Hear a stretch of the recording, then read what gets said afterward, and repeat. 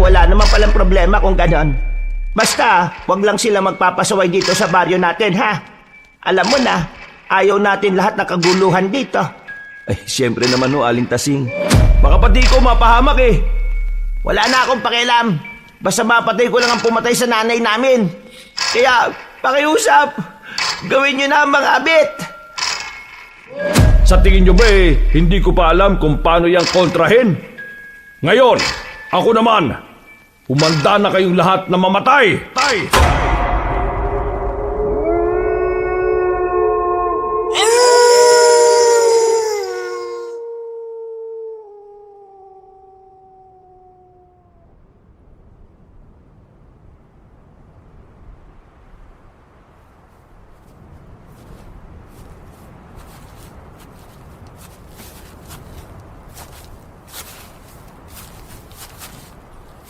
Mahal, ramdam mo ba yung mabigat na ihip ng hangin? Oo. Simula nung pumasok tayo sa masukal na parte nitong gubat, ramdam na ramdam ko na. Mas lalo ngang bumibigat habang tumatagal eh. Ang akala ko, ako lang ang nakakaramdam. Hindi ko nga rin pinapansin nung una eh. Akala ko rin ako lang ang nakakaramdam. Mabuti pala't sinabi ko sa'yo. Mahal, maging alerto lang tayo ha. At wag muna tayong lumayo sa isa't isa. Sige, mahal ko. Nasa masukal na parte ng gubat ang mag-asawang Abet at Betcha. Pareho silang nakatingala dahil ang araw ay tila ba ayaw lumusot sa makakapal na ulap na nagkukumpulan sa ibabaw ng masukal na gubat. Ang mga sanga na matatandang puno ay nagsasalubong sa ere. Lumilikha ng bubong na halos hindi pinapasok ng liwanag. At katulad ng sinabi ni Abet, habang tinatahak nila ang masukal na gubat ay mas lalong binabalot ng kakaibang puwersa ang paligid. Puwersang galing sa kadiliman. Ang nakakabinging katahimikan ay mas lalo lang nagpapabigat ng kanilang pakiramdam. Pero nagpatuloy pa rin ang mag-asawa habang bitbit ang lagayan nila ng mga halamang gamot. Si Abet ay isang kilalang albularyo sa baryo Organiko. Namana niya ang talentong to sa kanyang mga magulang. Kaya batak na siya sa paggawa ng mga mabibisang halamang pangmedisina at panggagamot. Bitbit niya ang isang supot na yari sa hinabing abaka. Puno ito ng mga tuyong dahon, balat ng kahoy at mga buto ng halamang pinulot mula sa malalalim na bahagi ng gubat. Nakalagay din sa kanilang bewang ang isang lumang buntot pagi. Ang kanyang pinagkakatiwala ang pananggalang laban sa mga nilalang ng dilim. Samantala, si Betcha, ang kanyang asawa, ay isang babaylan na may malalim na kaalaman sa mga dasal, orasyon at ritual na ipinamana pa ng kanyang mga ninuno. Meron siyang daladalang basket na puno ng sariwang ugat at bulaklak. At nakasabit sa kanyang leeg ang isang kwintas na yari sa mga buto ng kung anong hayop. Tila kumikislap ito kapag tinatamaan ng bahagyang sinag mula sa langit. Sa kanyang balikat ay nakasukbit naman ang isang maliit na lalagyan ng langis. Ginagamit niya ito sa pagpapalayas ng kung anong masasamang elemento. Kapag nakakaramdam na ng kakaiba, ay tumutuloy pa rin sila katulad ng napag-usapan. Tahimik silang naglalakad sa gitna ng matataas na talahib. Kapwa nila alam na delikado ang gubat na ito. Ngunit kailangan nilang magtungo dito sapagkat dito lang matatagpuan ang mga halaman na mahalagang sangkap para sa kanilang panggagamot. Mahal, mas tumitindi ang madilim na puwersang bumabalot. Parang may naglalaro rito sa gubat. Oo nga, nararamdaman ko. Mag-ingat ka at mas maging alerto ha.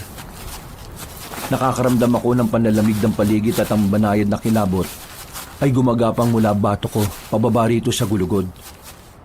Kapansin-pansin din yung pananahimik ng mga ibon. Kahit ang iba pang hayop sa paligid, hindi ko na rin maramdaman. Hindi magandang senyales to.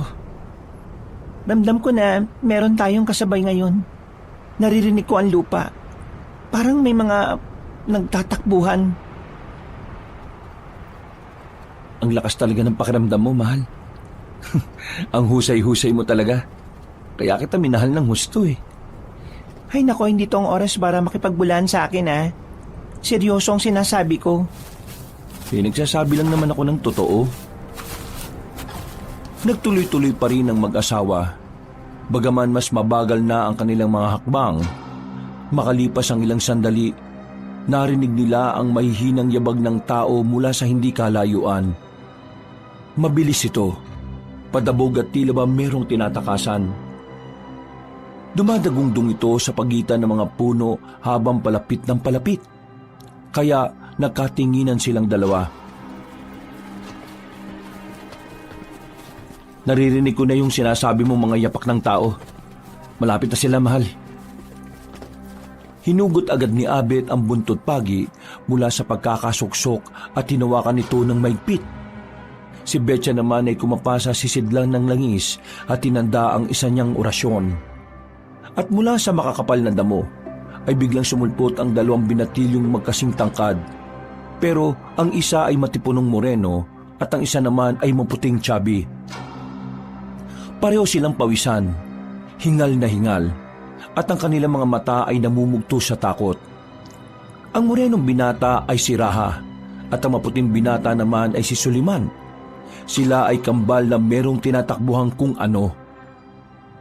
Aaksyon na sana ang mag-asawa para puntiryahin ang kambal pero dali-daling sumenya si Raha habang takot na takot pa rin ang mukha. Wag po! Wala kaming masamang balak! Hindi na niya natapos ang pagsasalita dahil natalisod na siya sa isang matabang ugat at natumba sa harap mismo ni na Abet at Betcha. Takang-taka ang mag-asawa habang nakatingin sa binatang nadapa. Si Suliman naman ay bahagyang umalalay sa kapatid habang nanginginig ang mga kamay sa takot. Nang mapansin niyo na mag-asawa, ay nagmamadaling lumapit si Betcha sa kainalalayan si Raha sa pagtayo. Bakit? Anong nangyari? Bakit kayo tumatakbo? Meron ba kayong tinatakasan? Meron no. Sino? Ngunit bago pa makasagot ang kambal, isang kakaibang alingas-ngasang pumunit sa katahimikan ng gubat. Isang mababang ungol na tila nagmumula sa maraming lalamunan. May kasamang amoy na masangsang na parang pinaghalong bulok na karne at tuyong dugo. Alam na ni Abit ang tungkol sa amoy na yon dahil maraming beses na siyang nakasagupa ng ganitong klaseng nilalang. Dali-dali niyang tinapik ang asawa at seryosong pinagmasdan. Tila ba nag-usap ang kanilang mga mata. May mga kampo ng kadiliman sa paligid. Base sa nakakasukang amoy. Mga aswang sila. Marami sila, mahal. Kung ganon, aswang ang tinatakasan nitong mga binata? Malamang, Betcha. Mahal, ihanda mo mga panaboy mo. At kayong dalawa, magtago kayo sa likuran namin. Pagtango ni Raha at Suliman, ay muling umalingaw-ngaw ang mga ingay ng aswang sa iba't ibang dako. At sa gilid ng kanilang mga paningin ay tila sumilip ang mga anino. Mula sa madilim na parte ng kagubatan sa kanilang harapan ay lumitaw ang tatlong aswang. Ang kanilang mga mata ay kumislap na parang naninilaw. Ang mga kuko ay mahahabat matutulis at ang mga balat ay parang isang uri ng hayop na makaliskis. Para silang mga taong bayawak. May mahahabang buntot na kumakawag-kawag sa lupa. May dila na parang sa ahas na sumisirit-sirit sa hangin. Sa likuran naman ay sumulpot ang tatlo pang aswang. Pero iba ang itsura nila kaysa sa mga taong bayawak. Mahalat ang babae dahil sa mga nagyuyugyugan nilang mga dibdib. Hindi makaliskis sa mga balat nila, kundi may itim ito na parang balahibo ng isang ibon. Matulis ang kanilang mga nguso at ang mata ay sobrang pupula. Para silang mga taong uwak kung tutusin. Takot na nagsusumiksik ang kambal nang makita ang mga aswang na to. Mga abwak! Sa tagal na panahon ko na sa pagiging babaylan, ngayon lang ako ulit nakakita ng abwak. At parang maswerte na parehong babae at lalaki ang nakita ko. At talagang natuwa ka pa, mahal, ha? Hindi naman sa ganon. Hindi ko lang maiwasang mamangha. Mamaya na tayo magdaldalan tungkol dyan. Kailangan nating mailigtas ang dalawang to. Dahil mukhang sila ang pinupuntiryan ng mga aswang eh. Hoy, kayong dalawa. Bakit kayo nahabol ng mga abwak? Hindi po namin alam eh. Papatayin nila kami. Tulungan niyo po kami para kawan niyo na. Makakaasa kayo.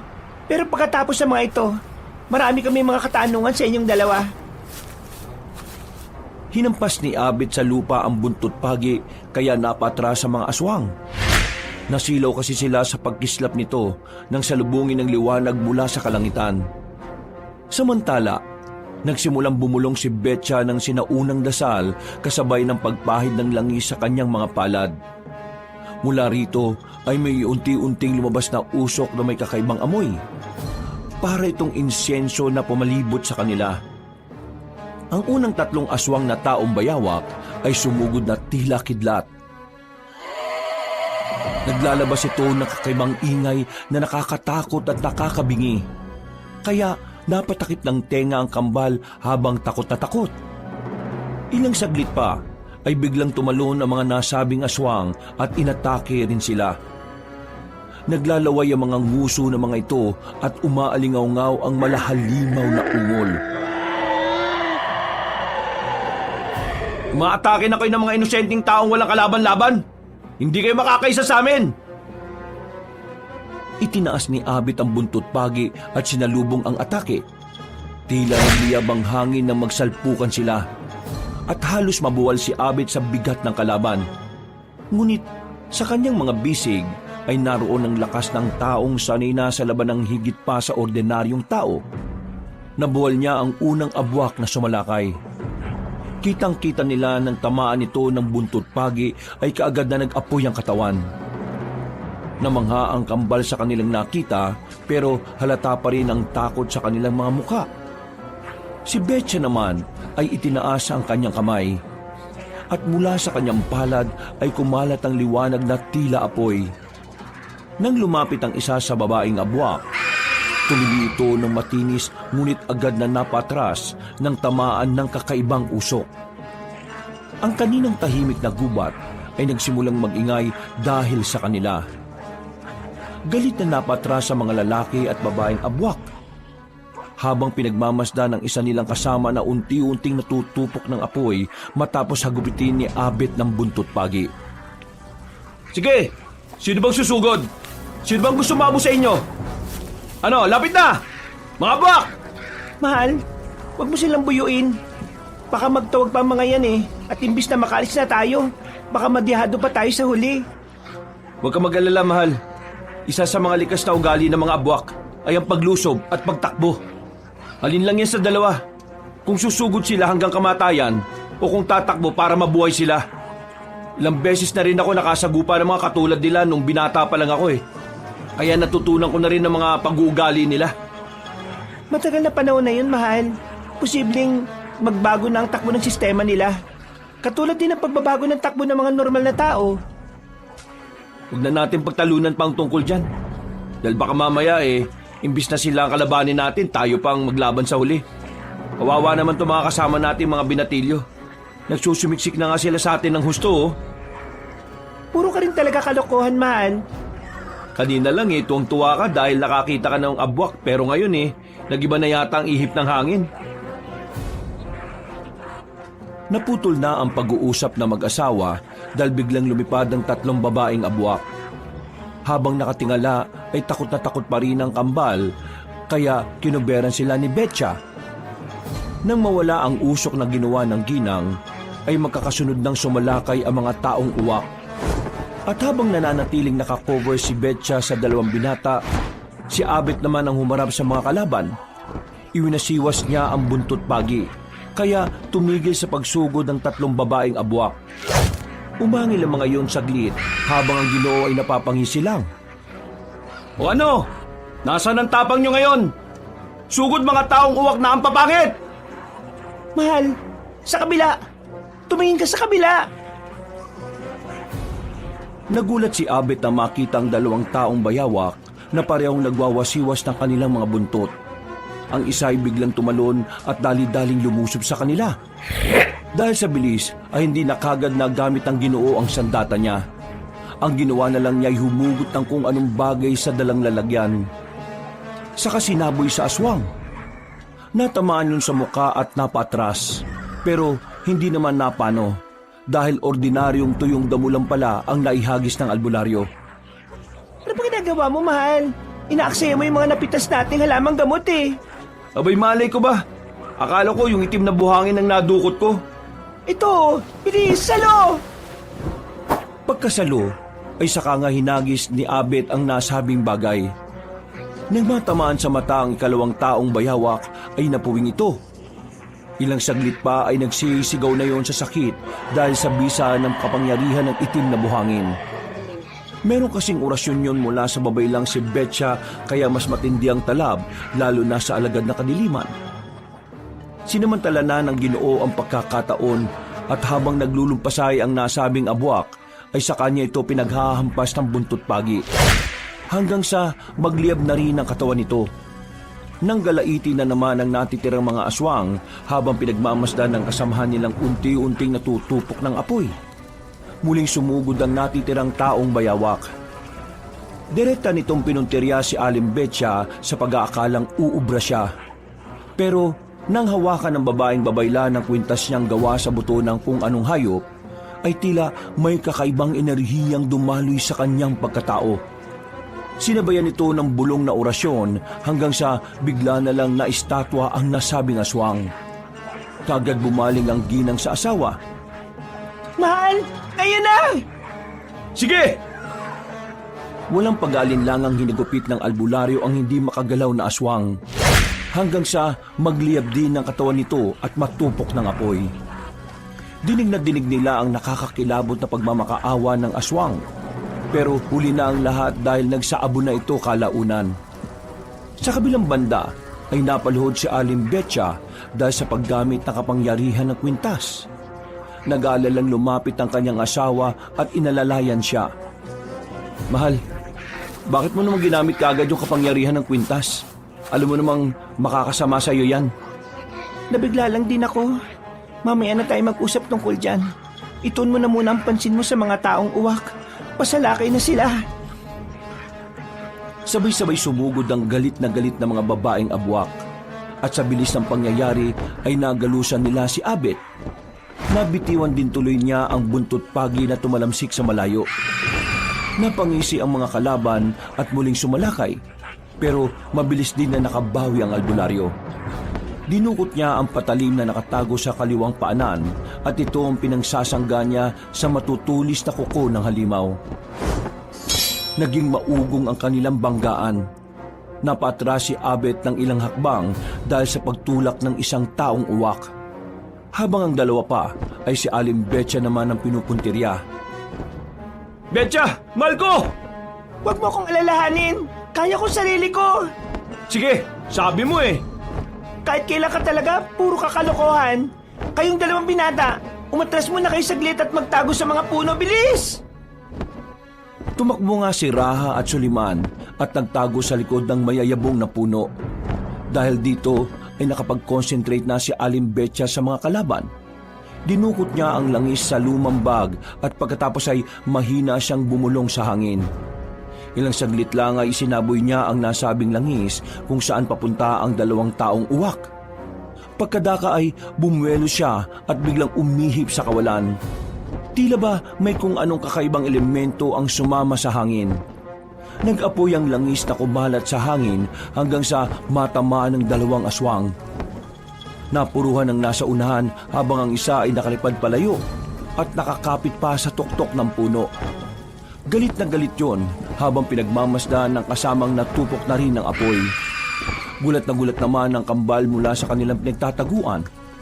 Kasunod noon ang pagbagsak at pag-apoy din ng aswang na kinakalaban ni Mang Abet. Mas lalong naggalit ang natitirang aswang kaya nagpakawala ito ng isang matinis na sigaw. Dahilan para mapatakip sila ng mga tenga. Ano? Sige, mag-isa ka lang aswang. Susugod ka pa ha? Sige, subukan mo nang sumunod ka sa mga kasamahan mo. Mahal, huwag mo nang buyuin ang isang yan. Pero, Hindi na siya dapat makatakas pa. Dahil baka magtawag pa yan ng iba eh. Akong bahala, mahal. Kung yung 5 nga ay napatumba natin, yan pa kayang nag-iisa na lang. Maswerte lang sila dahil kanina, naunahan nila ako. Teka, kukunin ko lang yung buntot pagi ko. Habang abala ang mag-asawa sa pag-uusap, ay hindi nila namalaya ng kambal na pasipat-sipat sa nasabing aswang. Tila may pinag-uusapan din ng dalawa na sila lang ang nakakaunawa. Maya-maya, tumingala si Soliman at nagulat na lang ang binatang Chubby dahil wala nang aswang sa pwesto nito. Iginala nila ang tingin pero hindi nila nakita kung nasaan yun. Hanggang sa may bigla na lang bumulusok mula sa ibabaw nilang magkapatid. Nang mapalingon sina Abet at Betcha sa kambal, ay nakita nilang tila tatangin na ang isa sa kambal, kaya nagmadali sila. Tulong po! Tulungan niyo kami! Nandito yung abwak! Ale, Mama! Tulungan niyo po kami! Dadagitin nila yung kambal ko! Si Suliman! Tulungan niyo po! Mabilis na pumihit si Abet at sa isang galaw ng kanyang buntot tali ay bumulusok yon sa natitirang abwak. Pero dahil sa mga matatayog na puno ay hindi natamaan ng nasabing aswang. Nakaiwas ito at ang kagandahan lang ay hindi nadagit ang kahit isa kay Raha o Sulaiman. Dali-dali namang nilapitan ni Aling Betcha ang kambal para proteksyonan habang ang asawa niya ay patuloy na nakikipagtagisan ng lakas sa aswang. Galit na galit nitong hinarap si Abet hanggang sa makarinig na sila ng iba pang tunog na nanggagaling sa hindi kalayuan. Mahal, meron pa mga paparating na aswang. Madali mo na yan at para makalis na tayo rito.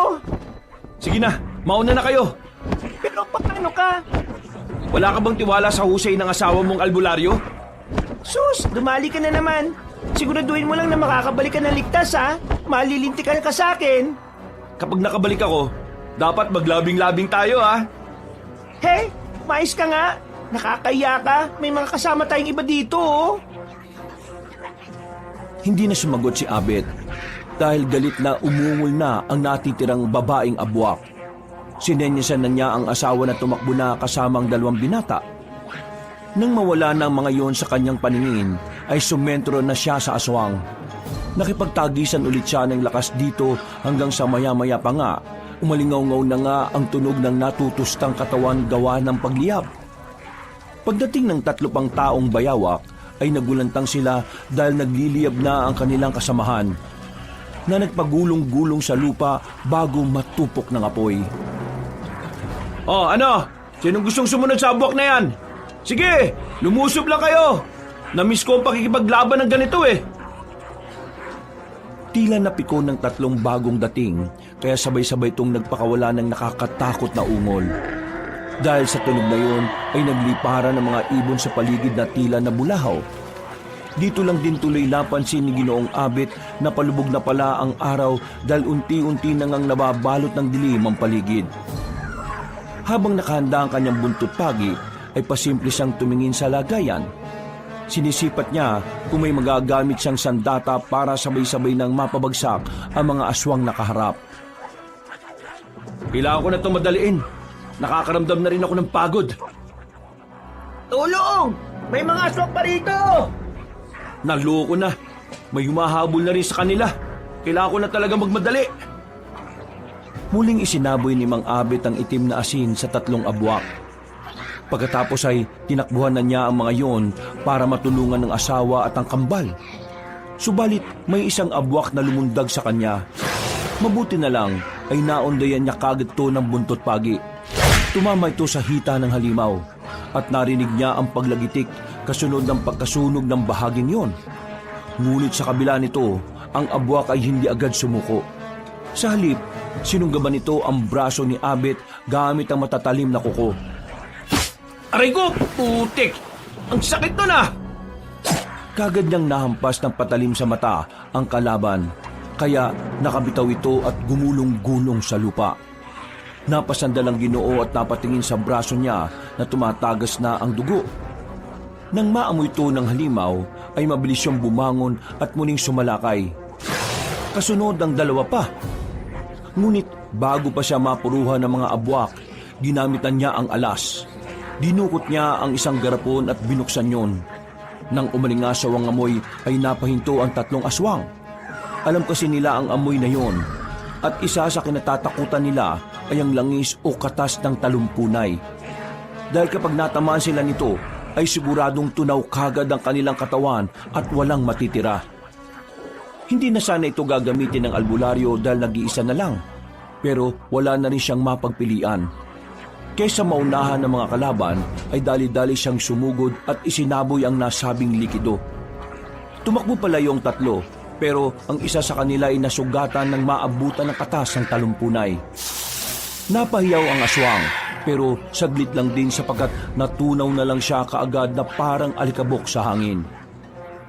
Sa takot ng dalawa, ay tumakbo na nga ang mga iyon palayo at ang hindi na maramdaman ng albularyo ang presensya, dali-dali niyang tinungo ang kinaroroonan ng asawa. Naabutan niya si Aling Betcha na nakikipagsagupan na rin sa 2 taong uwak. Lumapit siya at dali-daling iwinasiwas ang buntot pagi. Nakagip ang isa, pero ang isa ay nakalipad pataas. Nagliyab ang balat ng halimaw, dahilan para mapahiyaw ito sa sakit bago umatras. Pero hindi na pinahintulutan pa ni Aling Betcha na mangyari yun. Sinabuyan niya sa mukha ng itim na asin ng babaeng abwak at pagkatapos ay saka hinagupit ni Mang Abet ng buntot pagi. Nang umapoy na ang buong katawan ng aswang, ay napatras ang mag-asawa. Galit namang napatingin ng aswang sa kanila habang ikinakampay-kampay ang pakpak. Kung gusto mo na rin sumunod sa kasamaan mo, bumaba ka na rito, aswang, at lumusob! Hindi na kita mahirapan pa! Hayaan mo na siya, mahal. Sugatan ka na rin eh. Baka magtawag pa yan. Hindi na yung magtatawag, maniwala ka sa akin. Tama nga ang sinabi ni Abet dahil pabulusok na sumugod sa kanila ang nasabing aswang. Pumorma ang mag-asawa pero hindi nila natulugan na hindi pala sila ang target.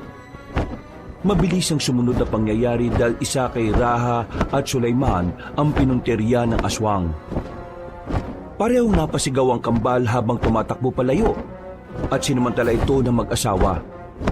Hinagis ni Mang Abet ang natitirang laman ng garapon na may katas ng talampunay. Habang si Betcha naman ay ang itim na asin. Nabitbit na si Sulaiman pero nang masapul ang aswang ay saka ito napahiyaw at walang ano-ano ay natunaw na parang bula sa ere. Hindi naman magkandaugaga si Raha sa pagsalo sa kapatid. Pareho tuloy silang natumba sa lupa pagkalaon. Pagkatapos nun, ay saglit muling natahimik ang kagubatan. Tapos na ba, mahal? Hindi ko na nararamdaman ang mga tunog ng aswang. Mabuti naman kung ganon. Napagod ako ron ah. Ayos ka lang ba? May sugat ka sa braso oh. Oo, ayos lang ako. Umalis na tayo rito bago pa may dumating na ibang aswang. At kayong dalawa, hindi kayo aalis ha. Sasama kayo sa amin dahil marami pa kaming katanungan sa inyo. Ano po? Unang tanong, anong pangalan yung dalawa? Raha po ang pangalan ko. Ikaw naman, binatang malusog. Ang pangalan ko naman ay Sulaiman. Ayos yung pangalan nyo ha. Parang si Raha Sulaiman lang ng sinaunang pinuno ng Maynila. Doon nga po inaango yun. Kambal kasi kami ni Sulaiman eh. Kambal pala kayo? Hindi halata ah. Isang macho at isang malusog. Ayaw ko magsabi ng ibang salita dahil maraming magagalit eh. At teka, may iba tayo. Alalayan niyo ako hanggang sa bahay dahil nanghina ako sa pagsagip sa inyo. Doon tayo mag-usap-usap. Kapag tinakasan niyo kami mag-asawa o gumawa kayo ng hindi maganda, nakita niyo naman kung paano kami makipaglaban sa mga aswang ha. Hindi niyo gugustuhin na kayo naman ang habulin namin. Naintindihan po namin. O ikaw, binatang malusog, naintindihan mo ba? Opo, Tawagin niyo na lang akong Mang Abet. At itong asawa ko, pakilala ka, mahal. Ako si Aling Betcha. Pasensya na kayo sa asawa ko ha. Ganyan lang talaga magsalita pero mabait siya. Saka na muna tayo magkwentuhan. Tara na't baka may dumating pang mga kalaban. Tara, alalayan niyo ako, Raha, Sulaiman. Inalalayan na nga ng dalawang binata si Mang Abet hanggang sa makalabas sila ng kagubatan. Nang nasa bukana na sila, eksaktong kumagat na ang dilim. Umaliwalas ulit ang pakiramdam nilang lahat dahil wala na ang kakaibang bigat na nanggagaling sa masukal na gubat. Sumakay kagad sila ng tricycle. Si Aling Betcha na ang nagmaneho pabalik sa Baryo Organiko para doon nila pag-usapan ang mga dapat pag-usapan. At sa paglisan nila sa lugar na yon, tila isang panganib pala ang naghihintay sa kanila. Walang kamalayan na mag-asawa na sa pagtanggap nila sa kambal ay isang matinding kaguluhan ang naghihintay. Makalipas ang ilang minuto ay nakarating na sila sa baryo. Sinalubong sila na katahimikan at kapayapaan kaya tila tuwang-tuwa ang kambal. Dahil para bang ngayon lang sila nakaranas ng ganitong kaaliwalas na lugar. Nang mapadaan sila sa malaking tindahan ni Aling Tasing, ay taas kilay na nakatingin na kagad sa kanila ang nasabing ginang. Kausap noon ng mga kapwa tsismosang sina Aloha, Abuela at Buenas. Kilala ang nasabing ginang sa baryo hindi lang dahil sa pagiging may kaya nito sa buhay. Matalas kasi kung makapagsalita ang ginang at sadyang matapobre.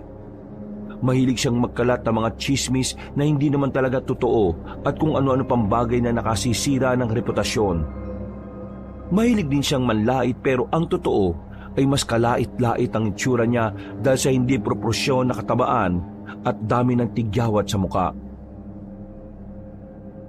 Marami man ang naiinis sa kanya, pero wala namang magawa dahil pera lang din naman ang katapat ng ilang tao sa baryo. Marami rin kasi ang kapuspalad at umaasa lang sa kakarampot na kabuhayan. Nang makita ni Abet ang ginang, ay kinuwayan niya ito. Kahit ang totoo ay wala siyang gana na kausap ang nasabing babae. Baka kasi isipin na naman noon ay hindi sila namamansin katulad nung nakaraang buwan. Magandang gabi, Aling Tasing. At sa inyo mga tagapaghatid ng balita ako mga kapitbahay. Aling Alona, Aling Abuela at Aling Buenas. Magandang gabi rin, Abet. Teka. Bakit ikaw, Betcha, ang nagmamaneho ng tricycle nyo? At saka, sino yung mga kasama nyo, mga binatang bagong muka? Ano ho kasi? Teka, Abet. Anong nangyari sa iyo? Bakit may dugo ka sa braso? Napaaway ka ba, ha? Hindi ho. May nangyari lang doon sa gubat na pinuntahan namin. Tapos, ito mga kabataan ang tumulong sa akin. Hindi naman sila marunong magmaneho ng motorsiklo kaya ang asawa ko na lang ang nagmaneho. Ganun na nga ho, Aling Tasing. Sino ba yan na mga bagong salta? Hindi naman sila masasamang looban, Ay, hindi naman ho, Aling Tasing. Ang dalawang binatang to sina Raha at Sulaiman. Nakita namin sila sa gubat. Nakita sa gubat? Ang ibig sabihin ng asawa ko nagkita-kita kami sa gubat. Mga pamangkin ko kasi ang kambal na yan. Pamangkin? Di ba wala ka namang mga kapatid? Sabi mo, o lila ka na? Sa malayong pinsan ho, Aling Tasing. Nasa ibang probinsya kasi ang mga pinsan kong si Singson. Ganun ba? Wala naman palang problema kung ganon. Basta, wag lang sila magpapasaway dito sa baryo natin, ha? Alam mo na, ayaw natin lahat ng kaguluhan dito. Ay, siyempre naman ho, Aling Tasing. O sige na ho. Kailangan na namin umuwi para magamot tong sugat ko. Ay siya, sige. Mag-iingat kayo. Pag-alis ng tricycle ay dinig na dinig nila kung paano magbulungan ng mga tsismosa. Napaismid na lang ang mag-asawa dahil alam nila na gumagawa na naman ng tsismis si Aling Tasing kasama ang mga kaibigan nitong mapapangit din ng ugali. Ipinaliwanag na lang din ni Mang Abet sa kambal na kailangan niyang pasinungalingan ng tungkol sa nangyari sa gubat. Dahil kakaibang tao si Aling Tasing. Kapag gumawa siya ng kwento, kahit masama pa, ay siguradong pinaniniwalaan kagad ng karamihan sa mga taga-baryo Organiko. Dinala nila ang kambal sa kanilang tahanan. Ang bahay ni na Abet at Betcha ay gawa sa matibay na kahoy. May maluwag na silid na puno ng mga damong nakasabit sa dingding, mga bote ng langis at mga palayok na may lamang gamot. May altar din sa gilid kung saan nakalagay ang iba't ibang klase ng anting-anting. Iba't ibang uri ng bato, mga buto ng hayop at mga halamang sagrado na ginagamit sa mga ritual ni Betcha. Agad dinanda ng ginang ang mainit na sabaw mula sa luya at tanglat para sa kambal. Si Abit naman ay nilinis ang sugat niya sa pamamagitan ng pinaglagaan ng dahon ng bayabas at bulak na nakababad sa langis. Magpahinga na muna kayo mga iho. At huwag kayong mag-alala dahil ligtas na kayo dito sa bahay namin. May pangontra kami laban sa mga masasamang elemento katulad ng mga engkanto o aswang. Nagkatinginan ng magkapatid habang inaabot ang tasa ng mainit na maiinom. Napansin niyo ni Mang Abet kaya punot noon niyang pinagmasdan ng kambal. Hindi naman siguro kayo mga aswang ano? Dahil kung aswang kayo, sigurado mapapasok kayo pagpasok niyo pa lang dito sa bahay namin. At kung mahinang klase kayo ng aswang, siguradong kanina pa kayo natupok ng apoy. Katulad na nakita niyo nangyari sa mga abwak dun sa gubat. Ikaw naman, mahal. Huwag mo naman takutin yung kambal. Sobra-sobra na yung nangyari sa kanila kanina eh. Mahal, sila pa talagang inaalala mo ng husto ah. Ako kaya yung nasugatan dito. Tingnan mo nga oh, ako pa ang gumagamot sa sarili kong sugat eh. Para ka naman bata dyan.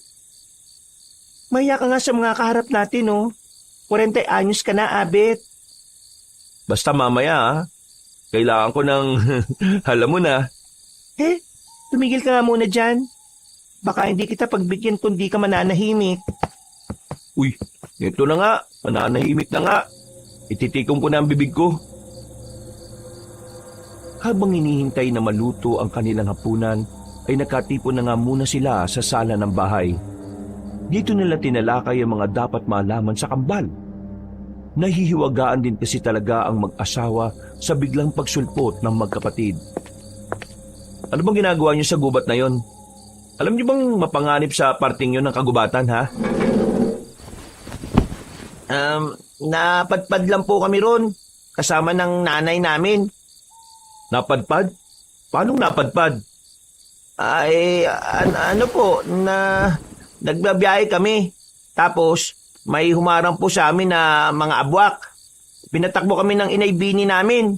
Hindi na po namin siya nakita dahil pinatay na siya ng dambuhalang abwak. Ano? Dambuhalang abwak? Opo, mas doble ang laki niya kaysa sa ordinaryong taong bayawak. Siya yung pinuno ng mga abwak na yun. Paano nyo nasiguro na siya ang pinuno ng mga abwak? Narinig po namin na nag-uutos siya pasensya na po dahil sa sobrang takot namin ni Sulaiman. Hindi na rin namin maintindihan yung mga nangyayari. Mabuti na lang po talaga. Tinulungan nyo kami. Kaya maraming salamat po ah. Utang namin sa inyo ang buhay namin. Walang anuman yon, Rahan, Sulaiman. Kung wala pa kayo mapupuntahan sa ngayon, o habang inaayos nyo mga dapat ayusin pabalik sa kung saan kayo galing, pwede naman kayo manatili rito kahit na ilang araw lang. Mahal, parang hindi pa ako pumapayag ah. Kapag hindi ka pumayag, hindi din ako papayag na mag-ano tayo. Ano, hindi ka papayag? Ay, syempre payag. Basta mamaya ah, para mawala naman yung sakit ng katawan ko. Matagal-tagal na rin tayong hindi nakakapag-ano eh. Oo na. Teka, mabalik tayo sa inyo. Raha, Sulaiman. May sasabihin lang ako ah. Kung plano niyong ipahanap sa mga kinauukulan ng nanay niyo, uunahan ko na kayo. Iniiwasan ng mga tao ang kagubatang yon. Kahit mga sundalo o rebelde rito sa probinsya hindi nagpupunta ron. Ang mga katulad lang namin ng asawa ko ang naglalakas ng loob na pumasok sa mapanganib na lugar na yon dahil kaya namin protektahan ang sarili namin. Ang mga ordinaryong tao, hindi uubra sa ganong lugar na balot sa kadiliman. Kaya kung sinasabi niyong nabiktima na ang nanay niyo ng dambuhala o pinunong abwak, ikinalulungkot kong sabihin na huwag na kayong umasa na makikita niyo pa ang bangkay niya. Naintindihan naman po namin. Para gumaan-gaan ang loob ng dalawang binata, ay niyakap sila ni Aling Betcha. Si Mang Abet naman, habang pinagmamasdan ng kambal, ay tila nakakaramdam ng kakaibang kutob. Para kasing may mali o may iba sa mga ikinukwento ng magkapatid. Napakibit-balikat na lang siya habang tila kinakausap ang sarili. Hindi sila nagsasabi ng totoo. May hindi sila sinasabi sa amin. Nakikita ko sa mga kilos nila na meron silang tinatagong sikreto sa amin ng asawa ko eh. Kaya hindi dapat kami magpakampante habang nandito ang dalawang binatang ito. Naantala lang sila pare-pareho nang marinig ang pagkulo ng nilulutong pagkain. Nagpunta na nga sila sa kusina at nagsalo-salo sa hapunan. Mabilis na lumipas ang oras. Nang sumapit na ang kalaliman ng gabi, habang natutulog ang kambal, ay magkatabi namang nakaupo sina Abet at Betcha sa gilid ng kanilang bintana sa sala. Malinaw ang sikat ng buwan kahit kalahati lang ito. Kaya kitang-kita nila ang isa't isa kahit nakapatay ang ilaw. Parang kanina pa may bumabagabag sa iyo, mahal. Tungkol ba to sa kambal? Oo, hindi ako kumbinsido sa mga sinabi nila kanina eh. Nagsisinungaling sila. Hindi mo ba nararamdaman, mahal? Ang nararamdaman ko lang mga inosente sila. Sigurado akong hindi sila mga ordinaryong mga bata. Dahil wala pang ordinaryong tao ang nakakapasok at nakakalabas sa gubat na yun eh. Nakalabas sila sa tulong natin. Kung wala tayo ron, sigurado pinagpepiestahan na sila ng mga aswang katulad ng ginawa sa nanay nila. Ewan ko, basta, hindi pa rin ako ganun kakumbinsido, mahal. Kaya, ang payo ko sa iyo huwag kang masyadong magpapalin lang sa kambal. Oo, at inosente nga silang tingnan. Pero sigurado akong may sikreto silang tinatago. Alam ko naman na may itinatago sila. Ramdam ko rin yon. Pero hindi ko kaya pabayaan ang mga katulad nila eh. Hindi na rin sila dapat pabayaan. E paano kung mga abwak din sila? Ano bang klaseng tanong yan? Kung mga aswang sila, katulad nga ng sinabi mo kanina, matagal na silang natupok ng apoy. Pagtungtong pa lang nila dito sa bahay namin dahil sa dami ng pangontra. Oo, sige. Huwag na natin pag-usapan yan. Alam naman natin na hinahabol sila ng mga abwak, di ba? Kung mananatili sila rito, baka madamay tayo sa kanila. Pati ang buong baryo. Baka sabihin pa ni Aling Tasing na nagkupkup tayo ng mga taong hinahabol pala ng aswang. Mahal, kung paalisin natin sila, tsak na mamamatay sila dahil sigurado kung hahabulin sila ng mga abwak. Alam mo naman na hindi sila titigilan ng mga yun, di ba? Alam mo rin naman na kung kukupkupin natin ang kambal, posibleng tayo ang madamay pati ang baryo. Pero Abet, hindi ba't bilang albularyo at babaylan, tungkulin nating tumulong sa mga nangangailangan, ano man ang kapalit? Hindi na nakasagot si Abet. Napabuntong hininga na lamang siya dahil alam niyang tama ang asawa. Pagkatapos ng pag-uusap na yon ay natulog na nga sila. Lingid sa dalawa ay nakikinig pala ang kambal na nagyakapan na lang dahil hindi naman talaga nila alam ang gagawin. Kinabukasan at sa mga sumunod pang araw, naging maayos naman ang takbo ng buhay ng bawat isa sa baryo. Nakilala agad ng mga tao sina Raha at Sulaiman. Dahil madalas silang nakikita sa bakuran sa tuwing may nagpapagamot sa albularyo at babaylan. Pero katulad ng matagal ng gawain ni Aling Tasing, ipinagkalat niya kagad sa mga kapwa tsismosa ang kutob niya sa dalawang binata. Sinabi niya nga kina Aling Aloha, Aling Abuela at Aling Buenas na parang hindi naman totoong kamag-anak ni na Abet at Betcha ang kambal. Ang layo kasi talaga ng itsura nila sa mga yon. Dahil dito ay mabilis na kumalat ang impormasyong yon sa mga taga roon. Nakaramdam tuloy ng pagkailang ang kambal, lalo na sa tuwing makikita nila ang tingin ng iilan na parabang nanlilibak. Huwebes ng hapon, dahil wala si Mang Abet, nakisuyo muna si Aling Betcha ng pag-iigib sa magkapatid. Nasira rin kasi ang pusuhan nila kaya hindi magamit. Nagpunta nga ang kambal sa balon at naabutan nila si Aling Tasing na kausap na naman ang mga kapwa tsismosa. Muli rin sa hindi kalayuan ay dumating doon si Abet. Galing kasi siya sa isang pasyente na nagpahilot. Natanong niya ang kambal pero hindi muna siya nagpakita sa mga yon. Nagmasid lang siya dahil naririnig niya ang babaeng tsismosa na nagkakalat na naman ng nakasisirang impormasyon. Ay nako, sigurado na talaga ako na hindi ka mag-anak ni Abet ang kambal na yon. Naalala niyo, di ba? Nung nakaraang linggo ng gabi na nakita nating duguan yung braso niya. Malakas talaga ang kutob ko na may nangyari doon sa pinuntahan nila eh. Paulit-ulit ko namang sinasabi sa inyo na may kakaiba. Ewan ko ba rito kay Abet at bakit nagpapasok pa ng mga hindi taga rito sa baryo organiko? Paano kung may mga dalang sumpa o kamalasan niyang Rahat Sulaiman na yon? Di nagkandaloko-loko na. Parang nababalitaan ko pa naman ngayon na nakakaproblema raw sa taniman ni Mang Gardo pati ni Kumaring Bersosa.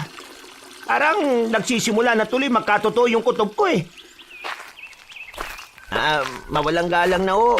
Kami ho ba ng kambal ko yung pinag-uusapan nyo? Ay, nandyan pala kayo. Magigib kayo? Nako, bawal makigib dito sa balon. Sa iba na lang kayo. At saka may pusuan naman kayo, di ba? Yang sila Abet at Betcha, meron sila? Sira po kasi ngayon yung puso eh. Wala pa si si Tio Abet para mag-ayos nun. Ay, hindi nyo ba kayang ayusin yon? Ang lalaki pa naman ang katawan ninyo pero wala kayong alam na gawain. Puro hangin lang ba yung mga muscle nyo? Lalo ka na Sulaiman. Ay nako, sayang lang ang pagkupkop sa inyo ni Abet at Betcha. Nagkamali talaga sila ng ginawa nila eh. Di na sila nakapag-isip ng tama. Ay kung ako sa inyo, bumalik na kayo kung saan man kayo nang galing na dalawa. Tanggap ko yung pag-iinsulto mo sa amin ni Sulaiman. Pero huwag niyong iinsultuin sila Tio Abet at Tia Betcha. Dahil baka hindi mo magustuhan ng kaya kong gawin. At bakit? May sinabi ba akong laban sa kanila? Masama ba yung sabihin kong parang hindi sila nakapag-isip ng tama sa pagkupkop sa inyo? Totoo naman eh. Dahil bastos na bata ka pala. Wala kang galang. Samantalang lahat ng tao dito may respeto sa akin. Nakukuha mo pang magbanta? Hindi mo ba ako nakikilala ha? Wala akong paki kahit sino ka pa. Hindi ka karespe-respeto. Anong sinabi mong bastos kang lalaki ka? Natigilan na si Aling Tasing dahil sinamaan siya ng tingin ni Raha na tila nagliliyab ang mga mata. Napakuyom din ng kamay ang nasabing binata na tila nagpipigil sa galit. Hanggang sa nagbabalak na siyang sumugod ng humawak sa balikat niya si Sulaiman. Raha, huwag mong gagawin yan dahil mapapahamak sila Mang Abet at Aling Betcha. Pinipigilan ko rin ang sarili ko, Sulaiman eh. Pero parang hindi ko na makontrol. Mapapatay ko talaga yan nang wala sa oras. Umalis na tayo dito. Tara na. Tinabig na siya ng kambal at pagkatapos ay muli itong bumaling sa mga tsismosa. Nagsimula ng manlisik ang kanyang mga mata. Mabuti na lang ay umiksena na si Mang Abet. Dito tila biglang natauhan si Raha. Napatras siya habang si Sulaiman naman ay kagad siyang hinatak patalikod. Mawalang galang na, Aling Tasing. Nakita ko lang na parang napapasigaw ka sa pamangkin ko ah. Sino ba namang hindi tataas ang boses? Yung pamangkin mo, walang galang. Hindi ba niya ako nakikilala kung sino ako sa baryong ito? Sana pagsabihan mo yung bastos na yan ha. Pagpasensyahan nyo na ho sana yung inasal ng pamangkin ko. Namatayan kasi sila ng nanay. Kaya medyo, alam nyo na ho, nagdaramdam pa sa ngayon. Alam ko naman na higit sa lahat, ikaw ang pinakamaunawaing tao dito sa baryo natin. Mabuti at alam mo. Sige na, pagbibigyan ko yung Raha na yan. Pero ayaw ko nang maulit to ha. Dahil may kalalagyan sa akin ng mga bastos. Walang ganyan dito sa baryo kaya patinuin mo yan. Makakaasa ho kayo. O paano? Maiunan namin kayo at pasensya na ulit. Paglayo nilang tatlo ay wala nang nagsalita hanggang sa makauwi na sila. Pagpasok ni Mang Abet at Sulaiman sa loob ng bahay ay natigilan si Raha. Natatakot kasi siyang pumasok dahil baka may kung anong mangyari sa kanya. Oh, bakit? May problema ba? Wala po. Dito na po muna ako sa kubo. Magpapalamig lang po muna ako. Pasensya na po ulit sa inaasal ko Nako, huwag mong alalahanin yun. Marami talagang galit sa taong yun dito sa baryo. Akala mo kung sino siyang santa-santa pero masama rin naman ang ugali. Siguro nga kung nakita ka ng mga ibang mga taga rito kung paano mo siya sinagot-sagot, matutuwa pa yung mga yun sa'yo Abet, ano yan? Mukhang may nangyari sa balon Ikaw talaga mahal Imbis na pagsabihan mo inuudyukan mo pa itong mga kabataan. Natatawa lang ako sa nangyari. Hindi ka maniniwala. Nang ikwento nga ni Mang Abet sa asawa ang ginawang pananagot ni Raha kay Aling Tasing, ay tawa rin ng tawa ang ginang. Ang binatang maskulado lang kasi ang nakagawa ng ganon sa nasabing babae. Pero pinag-ingat na nila ang kambal dahil siguradong mapagdidiskitahan sila ng masamang ugaling babaeng yon, lalo na si Raha. Hindi na lang din muna ikinwento ni Mang Abet ang nasaksihan niya kanina. Hindi pa rin kasi siya sigurado kung tama ba ang nakita o hindi. Kailangan niya pa ng sapat na ebidensya para mapatunayan kung totoo nga bang aswang din si Raha at Sulaiman. Pasado 12:00 ng hating gabi, habang mahimbing ang tulog ng mga taga-baryo, nagising si Aling Betcha sa kakaibang ingay. Isang mahinang kaluskos mula sa labas ng bakuran ang narinig niya. Kasunod ng tila huni ng kung anong hayop. Napabalikwas siya ng bangon at kaagad niyang tinapik si Abet na humihilik-hilik pa. Uy, Abet, bumangon ka dyan. Ha? Ano ba yun, mahal? Ang sarap-sarap ng panaginip ko Nasa rurok na ako ng tagumpay habang nagsisiping tayo Aray ko! Bakit mo naman pinatukan? Pakinggan mo yung mga ingay sa labas. Ha? Ano bang ingay yun? Yung tunog ng lalaking abwak, yung taong bayawak, parehong-pareho, di ba? Ha? Aba, oo nga no. Sabay na napabangon na mag-asawa at sumilip sa kanilang bintana. Pinakinggan nila mabuti ang tunog na unti-unting lumalayo. Nang tuluyan na itong mawala, ay saka sila nagkatinginan. Sa tingin mo, hinahanap na nga ng mga abwak ang kambal? Mabuti na lang at nakalayo na yung tunog. Ibig sabihin, wala na sila. Nakalimutan mo ba, mahal? Kapag malapit ang tunog, ibig sabihin nasa malayo sila. Kapag naman malayo, ibig sabihin nasa malapit? Diyos ko po, sila Raha at Sulaiman. Dali-dali silang lumabas ng kwarto at tinungo ang tinutulugan ng dalawa. Alam naman nila na ligtas laban sa aswang ang kanilang bahay, pero gusto pa rin nilang makasiguro. Pagsilip nila sa silid ng kambal, ay ganun na lang ang gulat nila dahil wala si Raha. Ginising nila at tinanong si Sulaiman na wala ring alam. Tulog na tulog kasi ang malusog na binata. Dahil dito, ay lumabas na si Mang Abet at natigilan na siya nang makita nga si Raha na nakatambay sa kubo. Hindi siya sigurado sa nakita dahil madilim, pero may naaninag siyang sinag na parang kaliskis at mga naninilaw na mga mata. Oh, anong ginagawa mo dyan, Raha? Delikado at may narinig akong abwak na humuhuni. Ako lang po yun. Ha? Nanlaki ang mga mata ng Ginoo nang lumantad sa liwanag si Raha. Nakita niya ang naninilaw nito mga mata at ang ilang bahagi ng katawan na may kaliskis ng isang bayawak. Pero unti-unti nang bumalik sa normal na anyo ang binata.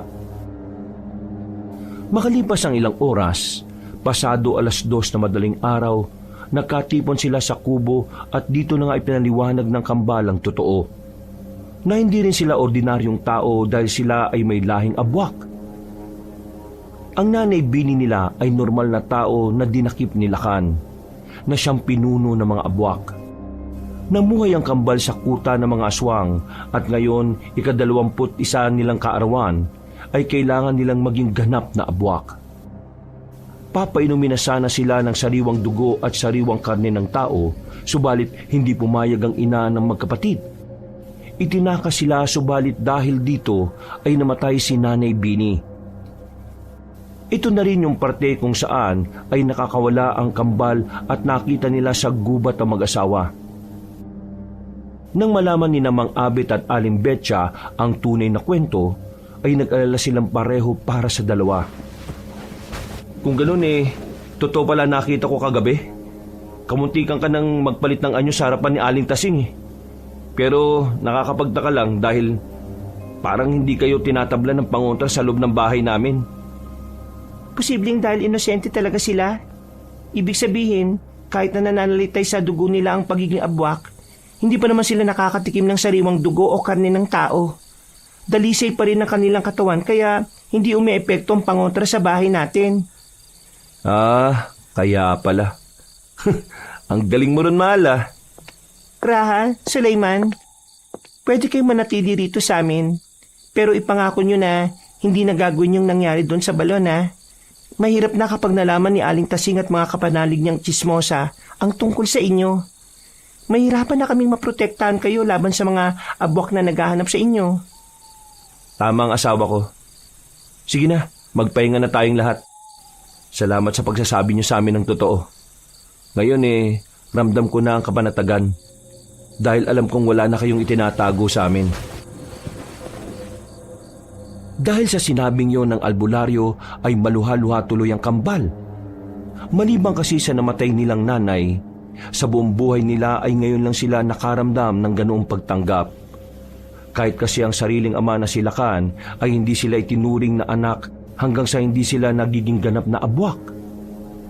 Nilapitan sila ni Aling Betcha at niyakap ng mahigpit hanggang sa guminhawa ang kanilang pakiramdam. Pagkatapos nito ay pumasok na sila sa loob ng bahay at nagpahinga. Kinabukasan at sa mga sumunod na araw ay mas naging maayos at magaan ang samahan nila sa bahay. Hindi na rin muna naglalalabas ang dalawang binata upang maiwasan silang mapagdiskitahan ni Aling Tasing at mga kasamahan nitong tsismosa.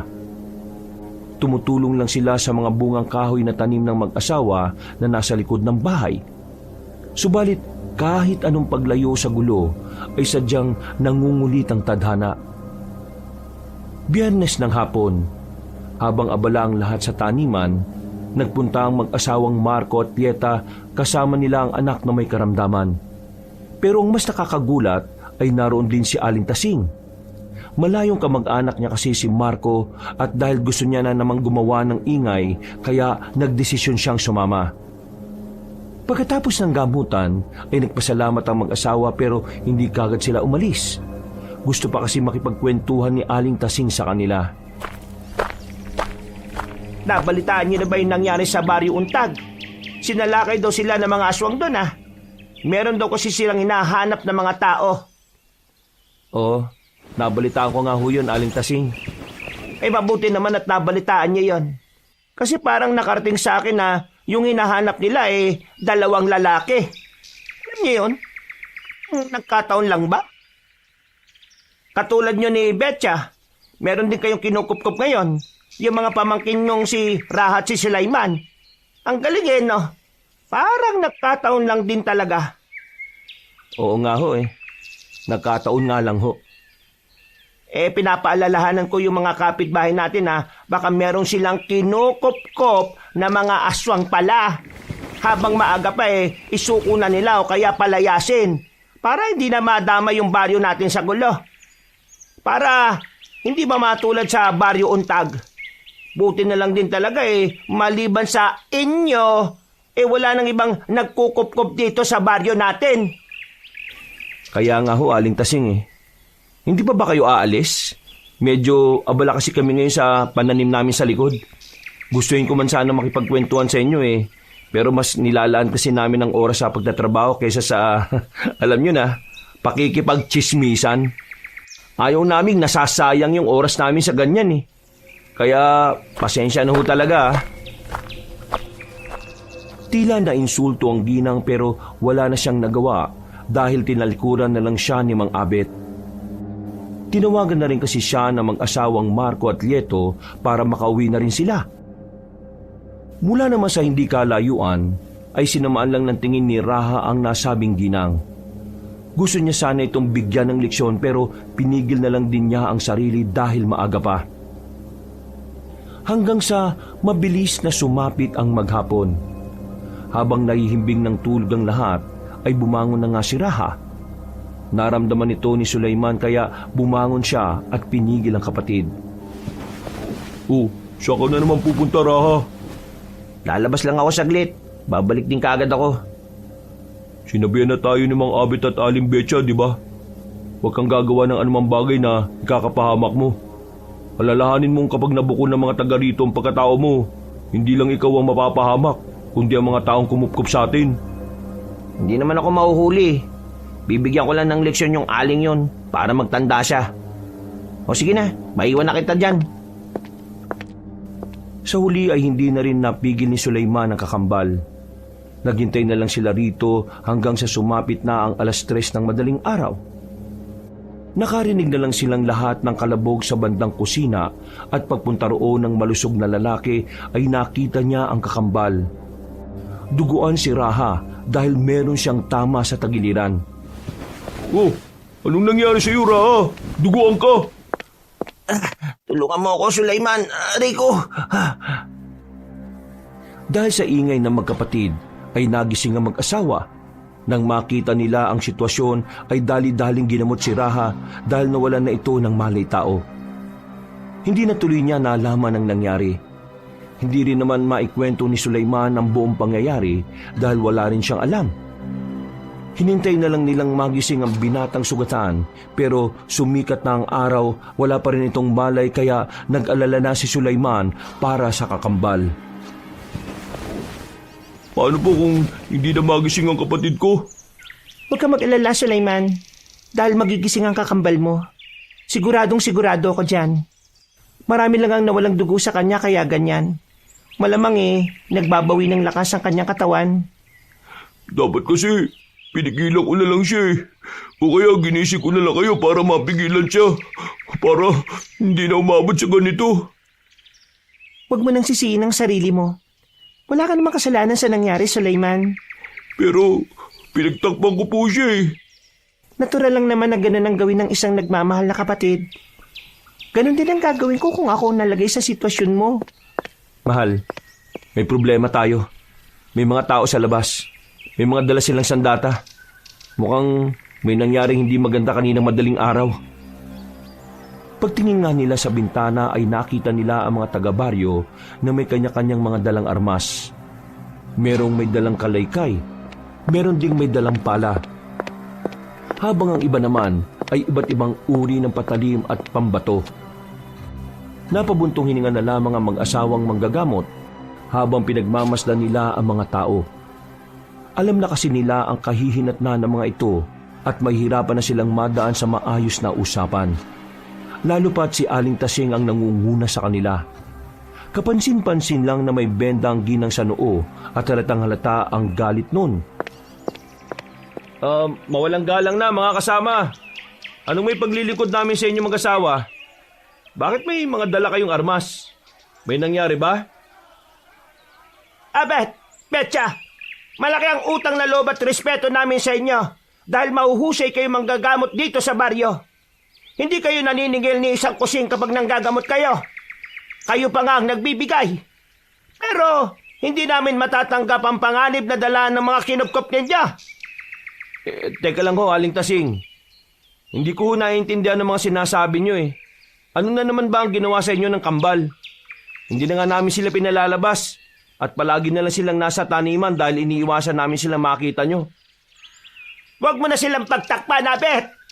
Nakikita mo ba tong benda at sugat sa noo ko? Bakit hindi mo tanungin ang isa sa kambal kung anong ginawa nila sa akin? Ilabas nyo sila pareho para magkaalaman. Wala sila rito ngayon. Bakit nyo ba pinagtatakpan ng mga aswang na yan? Aswang sila at sinalakay nila ako kagabi.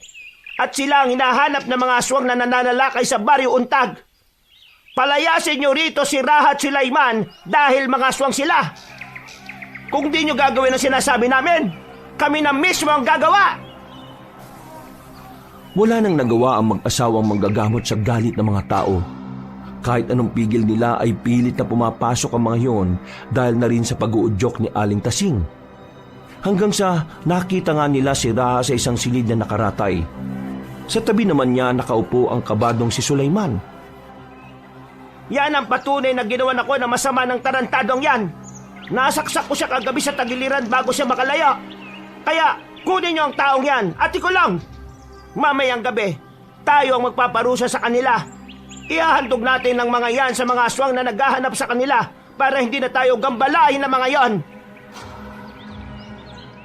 Hindi na nakaawat pa sina Abit at Betcha dahil naging agresibo ang mga tao.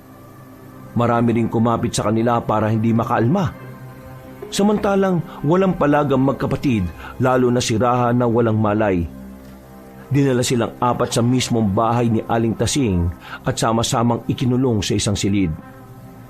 Pagsapit ng gabi, pagkagising ni Raha ay nagulat siya sa nangyari. Masakit pa rin ang tagiliran niya pero pinilit niya na lang umayos ng pagkakaupo. Nakita mo na ang resulta ng ginawa mo, Raha. Dahil sa pagiging makasarili mo, nandito tayo ngayon at mapapahama ka pati ang kambal mo. Ano pong nangyayari? Wala akong maintindihan. Nandito tayo ngayon sa isang kwarto sa bahay ni Aling Tasing. Kung ano man ang ginawa mo kagabi, binigyan mo ng dahilan ng mga tao para magalit. Mamaya, isasakripisyo at isusuko kayo ng kambal mo sa mga abwak na humahanap sa inyo. Pasensya na ho sa nagawa ko, mga Abit at Aling Betcha. Patawad ho sa pagiging makasarili ko. Kaya nadamay pa kayo. Ay nako, kahit magsisihan pa tayo rito, nangyari na nangyari. Ireserba mo na lang yung lakas mo at gamitin mo mamaya kapag inilabas na nila kayo rito. Pakiusap, tumakas na kayo bago pa sila bumalik dito. Kahit ako na lang po magsakripisyo. Suleyman, magpalit ka na ng anyo sa pagiging abwak. Gamitin mo ang kapangyarihan mo para itakas dito sila Mang Abit at Aling Betcha. Naudot na sila sa pag-uusap dahil biglang bumukas ang pinto. At mula roon ay pumasok si Aling Tasing kasama ang 4 na kalalakihan. Sinamaan nito ng tingin ng magkapatid, lalo na si Raha na siyang gumawa ng hindi maganda sa kanya. Hindi naman pumalag ang matipunong binata. Ginantihan niya lang din ng masamang titig ang ginang.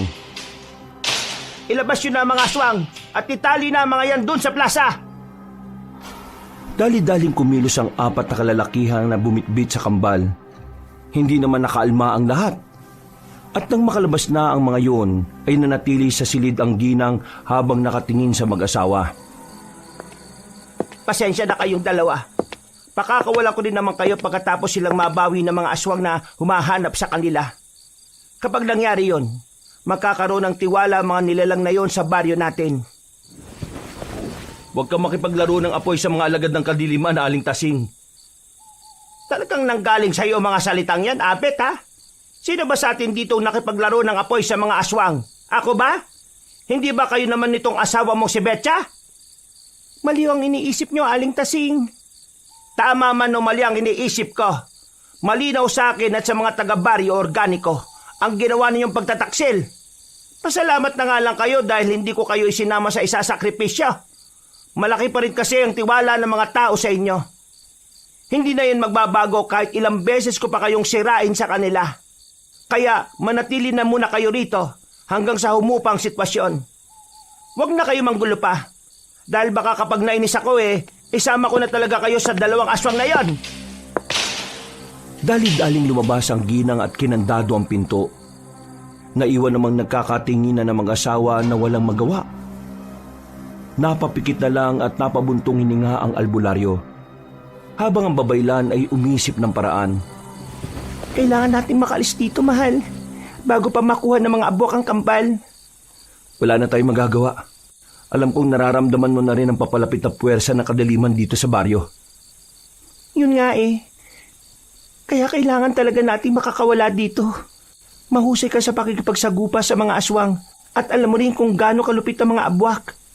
Oo, naisip ko nga rin yan. Pero paano tayo rito makakawala? Napakahigpit ng pagkakatali nila sa atin, mahal. Kunin mo ng bibig mo itong clip sa buko. Mag-iingat ka lang dahil kapag binaliktad yan, kasing talim ng labahang dulo. Aba, ang galing mo talaga, mahal. Kapag nakakawala tayo dito, at kapag nailigtas natin ang kambal pati ang mga taga-baryo sa panganib, pangako, 1 linggo tayo mag-aano. Dahil dito, ay wala nang inaksayang oras pa si Abet. Dali-dali niyang kinuha ng bibig ang klip sa buhok ng asawa. Pagkalaon ay sa kanya to tila idinura sa kamay ng babae. Daling-daling kinaskas ni Aling Betsa ang tali hanggang sa unti-unti yung lumuwag at maputol. Nang makawala siya, ay sa kanya naman sinaklolohan ng asawa na tila kumikinang-kinang ang mga mata sa tuwa. Para bang naging ganado ang Ginoong Albularyo dahil sa ipinangako ng asawa. Nang pareho na silang makakawala, ay eksakto naman na nakarinig na sila ng hiyawan mula sa labas. Tila ba nagkakaisa na ang mga taga-baryo na isakripisyo sina Raha at Sulaiman sa mga abwak. Nahuli na tayo, mahal. Mukha nga. Nararamdaman ko na at naririnig ko ang ingay ng lupa at pagaspas ng pakpak ng mga abwak. Nandito na sila, mahal. Tumigil ang hiyawan ng mga tao at isang malakas na mga dagundong sa ilalim ng lupa ang narinig nila. Pagkatapos ay sinundan ito ng isang nakakapangilabot na alulong. Umalingaw-ngaw ito sa buong baryo. At mula sa kadiliman ng gabi ay dumagsa na nga ang dalawang uri ng abwak, ang taong bayawak at ang taong uwak. Mas marami sila, mas mabangis, at mas hayok-ngayok sa sariwang dugo at karni ng tao. Mahal, kailangan na natin makalabas dito. Nanganganib na sila Raha at Sulaiman, pati ang mga tao. Mali talaga itong ginawa ni Aling Tasing eh. Hindi dapat siya nakipagkasundo sa alagad na kadiliman. Tumabi ka at babasagin ko ang bintana. Habang nagsisimula na magkagulo sa labas, ay sinira na nga ni Mang Abit ang babasaging bintana. Nilinis niya kaagad ang palibot bago sila lumabas na mag-asawa. Doon nga ay mas naramdaman nila ang kakaibang bigat ng kadiliman sa paligid. Tila mas dumilim din ang baryo kahit na nagdidilig ng liwanag ang buwan sa kalangitan. Mahal, bumalik ka na muna sa bahay at ako nang bahalang magligtas kay Raha at Sulaiman. Kailangan mong kumuha ng mga kagamitan para mas makatulong tayo sa mga tao. Iba ang pakiramdam ko sa paligid eh. Sigurado akong hindi tutupad sa pakikipagkasundo ang mga abwak. Papatay nila ang mga taga-baryo. Pero paano ka? Wala kang dalang pangontra laban sa kanila. Lagi akong handa. Kahit nakasingit-singitan ko may mga pangontra. At saka, hindi tayo matatalo rito. Tandaan mo na meron kang pangako sa akin. 1 linggo tayo maglalabing-labing. Ay naku, pasaway ka talaga. Sige na! Pagkatapos silang maghalikan, ay naghiwalay na ng landas sa mag-asawa. Bumalik nga si Aling Betsa sa kanilang bahay habang si Abit ay nagtungo sa lumang bulwagan kung saan naroroon ang mga tao. Eksaktong pagdating niya roon ay tila natataranta na ang mga tao. Natuon ang pansin niya sa magkapatid na nasa gitna at parehong nakatali sa upuan. Nasa unahan si Aling Tasing, kasama ang ilang kalalakihan at naghihintay din sa kung anong magaganap. Lahat sila ay parang balisa at takot, pero hindi pa rin sila nag-aalisan dahil wala pa silang nakikitang mga aswang. Mga aswang! Alam kong naririto kayo sa paligid. Lumabas na kayo't kunin ang 2 to. Pagkatapos umalis na kayo ng matiwasay. Ipangako nyo na kahit kailan ay hindi na kayo pupunta sa baryo organiko. Isang nakabibinging huni ang umalingaw-ngaw sa ibabaw nila. At pagkatapos ay malakas nilang narinig ang mga pagaspas. Hanggang sa una nang bumagsak ang isang babaeng abwak sa harapan ni Aling Tasing. Nagulat at napaupo ang ginang habang umaatras. Tumawa naman ang taong uwak habang nakatingin sa kanya. Ayun na sila! Yung hinahanap niyo mga tao! Kunin nyo na sila, tumalis na kayo! Natigilan na si Aling Tasing dahil sinunggaban ng babaeng abwak ang isang lalaki na nasa kanan niya at saka tinuka-tuka ang leeg nito. Bumulwak ang dugo ng nasabing lalaki at tumalsik sa lupa pati na sa mukha ng ginang. Nang punasan ng ali ang kanyang mukha, matapos mapagtantong natalsikan siya ng sariwang dugo, ay doon na siya nagsisigaw. Nagsimula na rin magkagulo at magtakbuhan ng mga tao. Pero isa-isang sumugod ang mga taong uwak at dinagit ang ilang naroroon. Naloko na! Kailangan ko munang mailigtas si Raha at Sulaiman! Habang papalapit siya, ay biglang dumagungdong ang malambot na lupa. At mula sa hindi kalayuan, ay may nakita siyang tila gumagapang sa ilalim nun. Dito lang din napagtanto ng albularyo na ang mga taong bayawak ang gumawa ng mga yon. Kaya umiba siya ng daan. Pagtago niya sa gilid ng bahay ay dito niya nakita ang 3 lalaking abwak na sumulpot mula sa ilalim ng lupa at sinunggaban ang mga nagtatagong tao. Kitang-kita ni Mang Abet ang isang babae na nahila ng 2 abwang palabas ng bahay nito. Malapit lang kasi roon ang bulwagan. Nag-agawa ng 2 aswang hanggang sa mapunit ang katawan ng kaawa-awang babae na parang papel. Napabuntong hininga ang Ginoo. Gusto niyang tumulong pero kulang ang dala niyang sandata. Wala rin kasi ang buntot pagi niya at tansong patalim. Ang hawak-hawak niya lang ng mga oras na yon ay ang itim na asin na hindi rin naman ganon karami. Sapat lang para matalo ang higit 5 aswang. Nag-focus na siya sa pagliligtas sa kambal na parehong kumakawag-kawag. Pero nang malapit na ay nakita niyang 2 binata na tumatakbo palayo sa lalaking abwak. "Hoy kayo! Dito kayo tumakbo!" Lumingon sa kanya ang magkapatid at dali-daling tumakbo. Pero dahil din sa sigaw niyang yon ay nakita siya ng iilang mga aswang na malapit. Hindi na niya ito pinansin dahil nakatuon na ang atensyon niya sa pagliligtas sa mga bata. Subalit nang malapit na ang kambal ay isa sa kanila ang nahablot ng abwak at tinagis pa itaas. Nasa lubong siya ng isa pang nilalang na lumilipad. At doon mismo nilapa ang katawan sa ere. Nagati-hati ang mga taong uwak, kaya tila umula ng dugo matapos magpira-piraso ang kawawang katawan ng bata. Napuno lalo ng takot ang hiyawan ng mga tao nang makita nila ito hanggang sa halos buto-buto na lang ang bumagsak sa lupa. "Diyos ko po! Nagmistulang impyerno ng baryo!" Umiiyak na yumakap kay Abet ang batang takot na takot, kasunod ng pagsugod ng mga abwak. Dahil dito ay wala nang napagpilian ng Ginoo kundi gamitin ang hawak niyang itim na asin. Hinagis niya ito paikot at sabay-sabay na tinamaan ng mga abwak sa mata. Napatras sa mga yon at naghiwa-hiwalay sa galit. Kaya sinamantala ni Abet ang pagkakataon. Tumakas na siya kasama ang batang iyak ng iyak. Bata, makinig ka ha. Kung ayaw mo mamatay, huwag kang gagawa ng kahit na anong ingay. Tumigil ka sa pag-iyak. Pakiusap, kung hindi, pareho tayo mamamatay." Sumunod agad ng bata. Nagtago sila sa gilid ng mayabong na puno habang nakatungtong sa improbisibong mahabang upuan. Sa ganung paraan, ay hindi sila mararamdaman ng abwak na nasa ilalim ng lupa. Sumipat-sipat ang Ginoo sa nagkakagulong paligid. Pagtingin niya sa bulwagan ay naroon pa rin ang magkapatid na Raha at Sulaiman na kumakawag-kawag pa rin. Nawala na sa paningin niya si Aling Tasing, kaya hindi na niya alam kung saan na ito nagpunta. "Dito ka lang sa upuan ha. Kahit anong mangyari, huwag kang aalis dito. Gumilid ka lang dahil hindi ka makikita ng mga aswang. Magdasal ka at pumikit. At higit sa lahat ay huwag na huwag kang gagawa ng kahit na anong ingay. Sige na, kunin mo na rin tong isang supot oh. Kapag may lumapit sa iyo rito, isabay mo kaagad at sumigaw ka para marinig ko.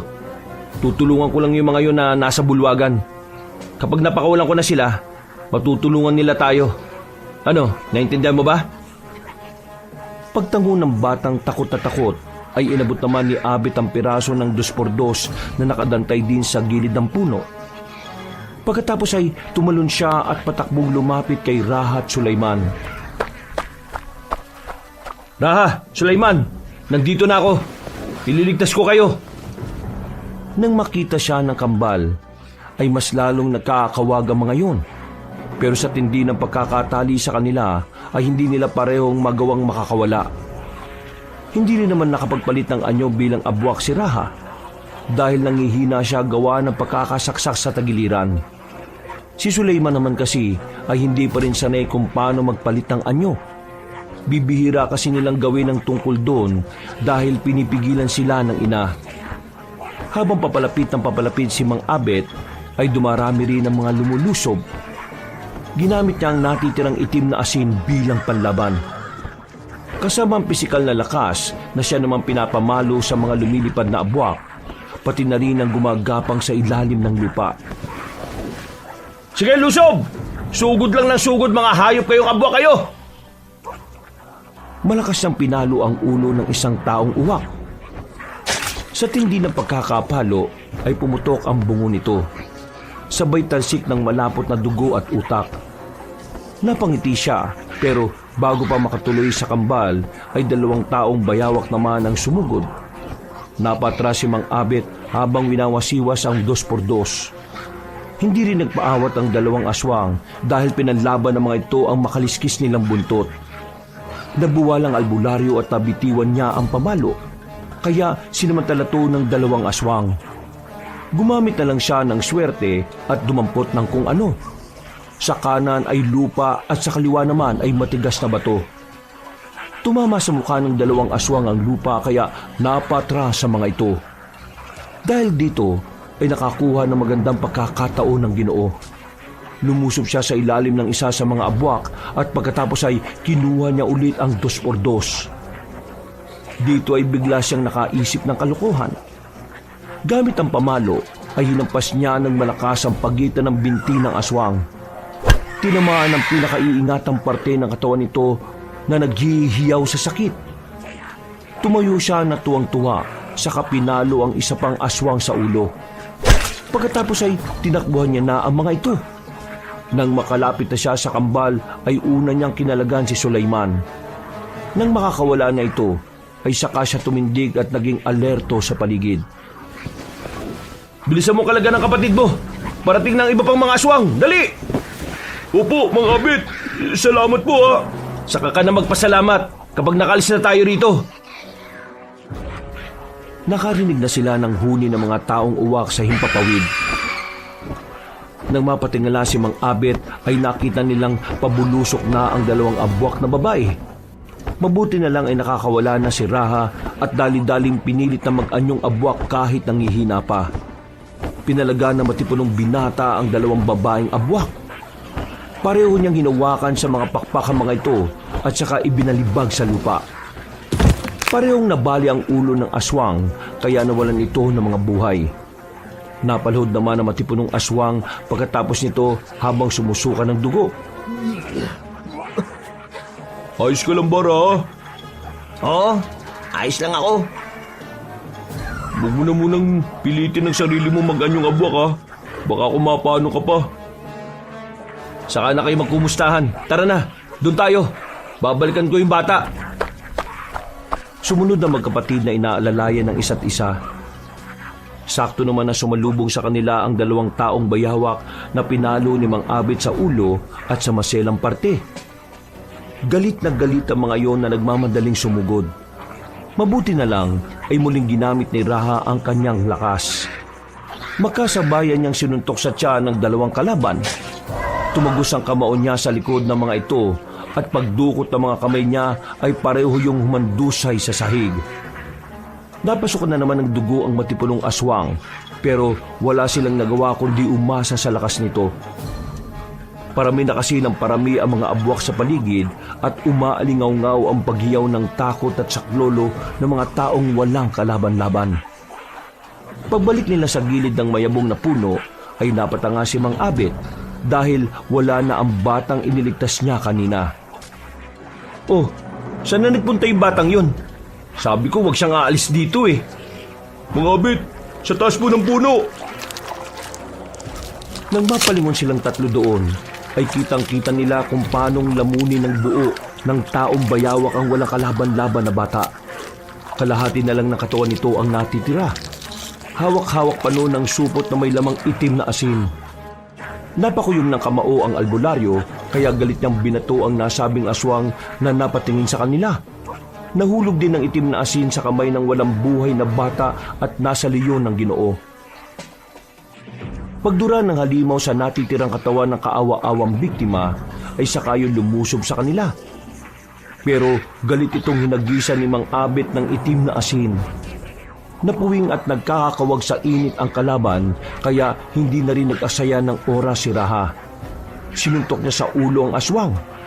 Buta sa mga mata nito na humandusay sa lupa.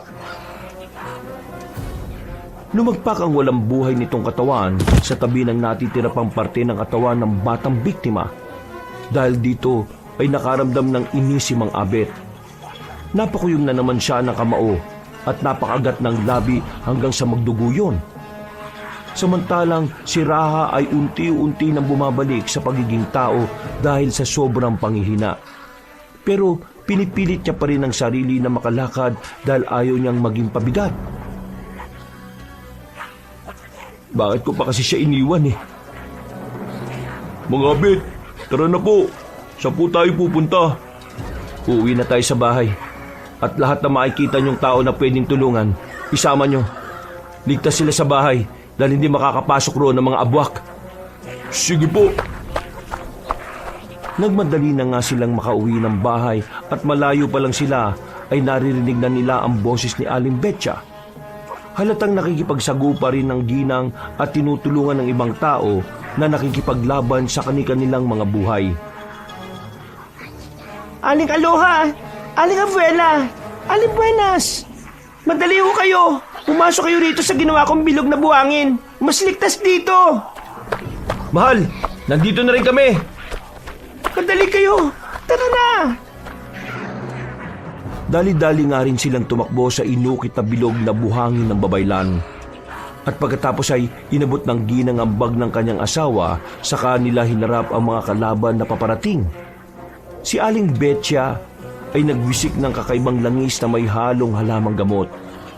Nang tamaan nito ang pakpak ng mga babaeng abwak, ay kaagad na nagliyab ang mga ito na parang sinusunog. Humiyaw ang mga halimaw bago bumagsak sa lupa at pagkatapos ay sabay-sabay silang nangisay-ngisay hanggang sa mamatay. Si Mang Abet naman ay pinunterya ang lalaking abwak na nagtatangkang lumusob mula sa ilalim ng lupa. Pero hindi nito nagawa dahil tila matigas at solidong pananggalang ang ginawang pamilog sa buhangin ng babaylan. Lumabas ulit ang halimaw na nasa ilalim ng lupa. Nakagad namang hinagupit ng albularyo ng kanyang buntot pagi. Nagliyab kagad ang likuran ng taong bayawak at tinangka nitong tumakas. Pero muli siyang hinagupit ng Ginoo hanggang sa madapa na siya at tuluyang mag-apoy ang katawan at matupok ng apoy. Habang patuloy na nakikipaglaban, ay biglang nawala ng bisa ang pabilog na buhangin. Dahil sa nagtutulakan ng 3 tsismosang kasama nila, sa takot ni na Aling Aloha, Aling Abuela at Aling Buenas ay nasira nila ang pabilog. Wala na tuloy na gawa ang lahat kundi ang tumakbo pabalik sa loob ng bahay. Ang ilang tao rin na natatawa sa kanila ay doon din tumuloy para makaligtas sa paglusob ng mga abwak. Marami na silang napatay, pero sa kabila nito ay tila tuloy-tuloy pa rin ang pagdating ng mga kalaban na parang walang katapusan. Ang ilang mga bahay ay nasusunog na. Marami na rin ang naging biktima ng mga aswang. Ang hiyawan ng mga taong nagmamakaawa at tumihingi ng tulong ay tila umaalingaw-ngaw sa buong baryo. Mula sa bintana ay nanlulumang pinagmasdan ni Mang Abet, Aling Betcha, Raha at Sulaiman ang kaguluhan sa labas. Ano na pong gagawin natin? Siguradong hindi sila titigil hanggat hindi nila kami nakukuha ni Raha. Total, tayo naman ang kailangan nila. Kaya harapin na natin sila, Sulaiman. Gawin na natin ang gusto nila. Pasensya na Raha pero hindi ko kaya eh. Ayaw ko maging katulad nila. Pero ito lang ang tanging paraan para matapos to. Tama ang sinabi mo.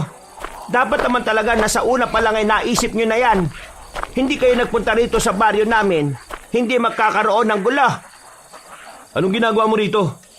Abet naman, hindi ako ang kalaban dito. Ang 2 kambal na yan na kinupkop nyo ni Betcha. Sumama na sila roon sa mga aswang na yan para manahimik na tayo. Kasalanan naman nila to eh. Kayo ring mag-asawa. Kung hindi nyo sila kinupkop, hindi magkakagulo ng ganito. Naririnig mo ba ang sinasabi mo, Aling Tasing? Nakalimutan nyo yata na nandito ka ngayon sa pamamahay namin. Huwag kayo mag-alala. Pagkaalis ng mga aswang na yan, hindi nyo na ako makikita rito. Kayo mga nakatunganga lang dyan. Ano pang hinihintay nyo? Ilabas nyo na yung kambal na yan para makuha na sila ng mga aswang at umalis na ang mga yan. Tumigil ka, Aling Tasing. Matagal ko nang gustong gawin sa iyo to para matauhan ka eh.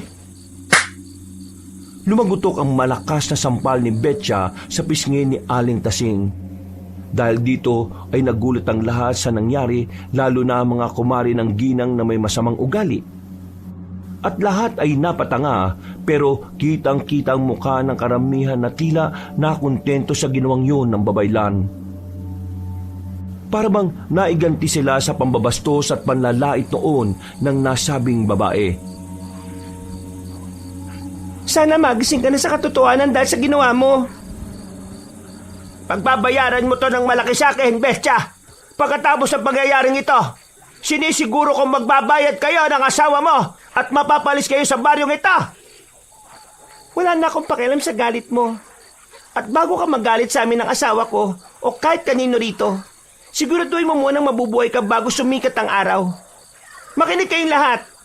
Kahit isuko natin si Raha at Sulaiman, hindi natitigil ang mga aswang sa pagsalakay. At lilinawin ko lang, hindi mangyayari ang mga ito kung hindi nakipagkasundo ang tinitingala ninyong si Aling Tasing sa mga alagad na kadiliman na sumasalakay sa atin ngayon. Hindi totoo sinasabi mo. Huwag ka na magkaila. Pinaalalahanan ka namin na huwag ka makikipaglaro ng apoy sa mga alagad na kadiliman Pero dahil sa kasakiman mo, tinuloy mo pa rin. At ngayon nadadamay yung mga inosenteng tao dito sa baryo. Huwag akong sisihin niya dahil kayong mag-asawa ang may kasalanan. Kung hindi nyo dinala ang kambal na yan dito, wala na sanang gulo. Kung hindi ka lang mapagmataas at mahilig magmarunong sa mga bagay na hindi mo naintindihan, hindi na to mangyayari. Alam mo, kahit magsisihan pa tayo dito na magsisihan, huli na ang lahat dahil sinalakay na ng mga aswang ang baryo. Marami nang namatay at mamamatay. Sa gitna ng pagtatalo, bigla silang nakarinig ng malakas na dagundong ng lupa mula sa labas ng bakuran. Karamihan sa kanila ay napatingin sa malaking bintana at mula sa hindi kalayuan ay kitang-kita nila kung paanong mayugyog ang mga puno. Para bang may kung anong nilalang mula roon ang papalapit ng papalapit sa kanila. Ang ilan din sa mga aswang na taong uwak ay papasugod na rin pati ang mga taong bayawak. Maya-maya pa ay tuluyan ng nabuwal ang 2 puno sa harap ng bakuran at walang ano-ano. Mula sa makapal na usok ay lumabas ang isang dambuhalang taong bayawak. Parehong nanlaki ang mga mata nilang lahat dahil sa nakakatakot na anyo ng nasabing halimaw na 8 talampakan ng taas. Mas gulat na gulat ang kakambal dahil kilala nila ang nasabing nilalang. Ang kanyang katawan ay natatakpan ng makapal na kaliskis. Ang mga mata naman ay naglalagablab na pinaghalong pula at dilaw.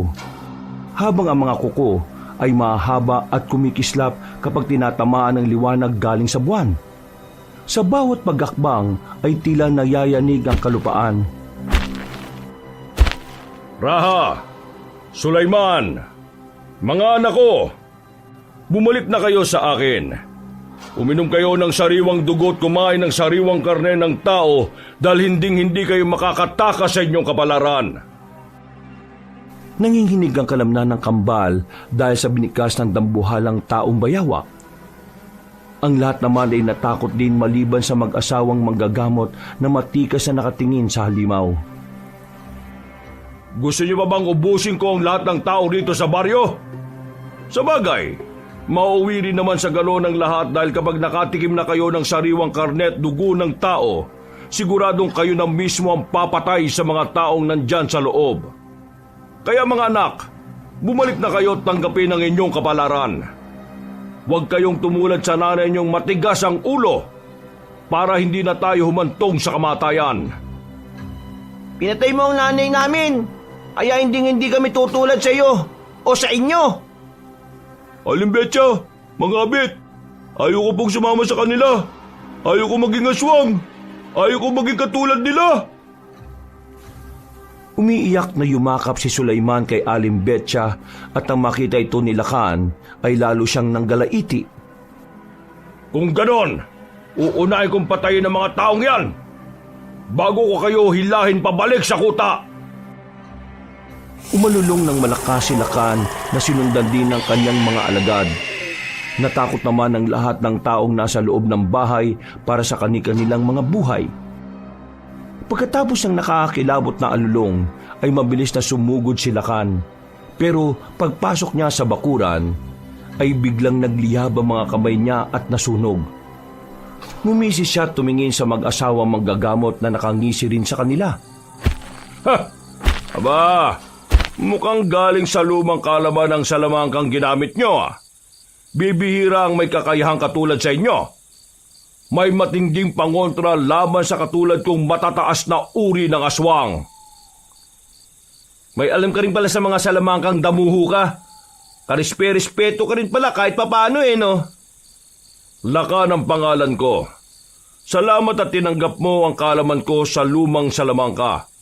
Kaya alam kong batid mo rin na limitado lang ang ganitong klase ng kapangyarihan. Mga magigiting kong alagad, isakripisyo niyo ang inyong buhay para masira ang harang sa bakuran ng albularyo. Nang sa ganun mangyari ang gusto natin.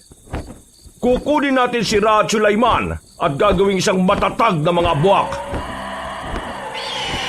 Sabay-sabay na umungol ang mga taong uwak at taong bayawak at pagkatapos magkakasunod silang lumusog. Hindi nila alintana ang nakamamatay na pananggalang sa bakuran ng mag-asawang manggagamot.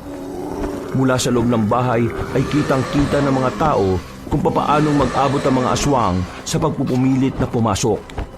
Sa kabilang banda ay tuwang-tuwa naman si Aling Tasing sa pag-aakalang magagapi ang lahat ng mga kaaway. Ang tatangan nila! Magpapakamatay silang lahat kahit na alam nilang hindi sila makakapasok.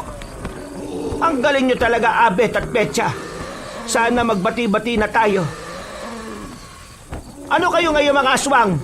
Kahit nambuhala ka pa, wala kang magagawa.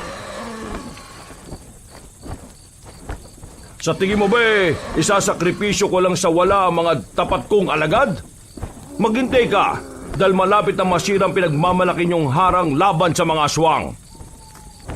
Abet, Betcha, anong sinasabi ng dambuhalang halimaw na yan? Lahat ng kapangyarihan ay may tamang balanse.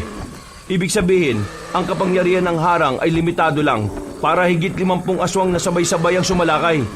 Kapag nagtagal pa ang ganyang ginagawa nila, hindi magtatagal masisira na ang harang. Ha? Bakit kayo mo lang sinabi ito? Bakit mo to kailangang ilihim sa amin nang wala naman palang tibay ang salamangka ng bahay ninyo?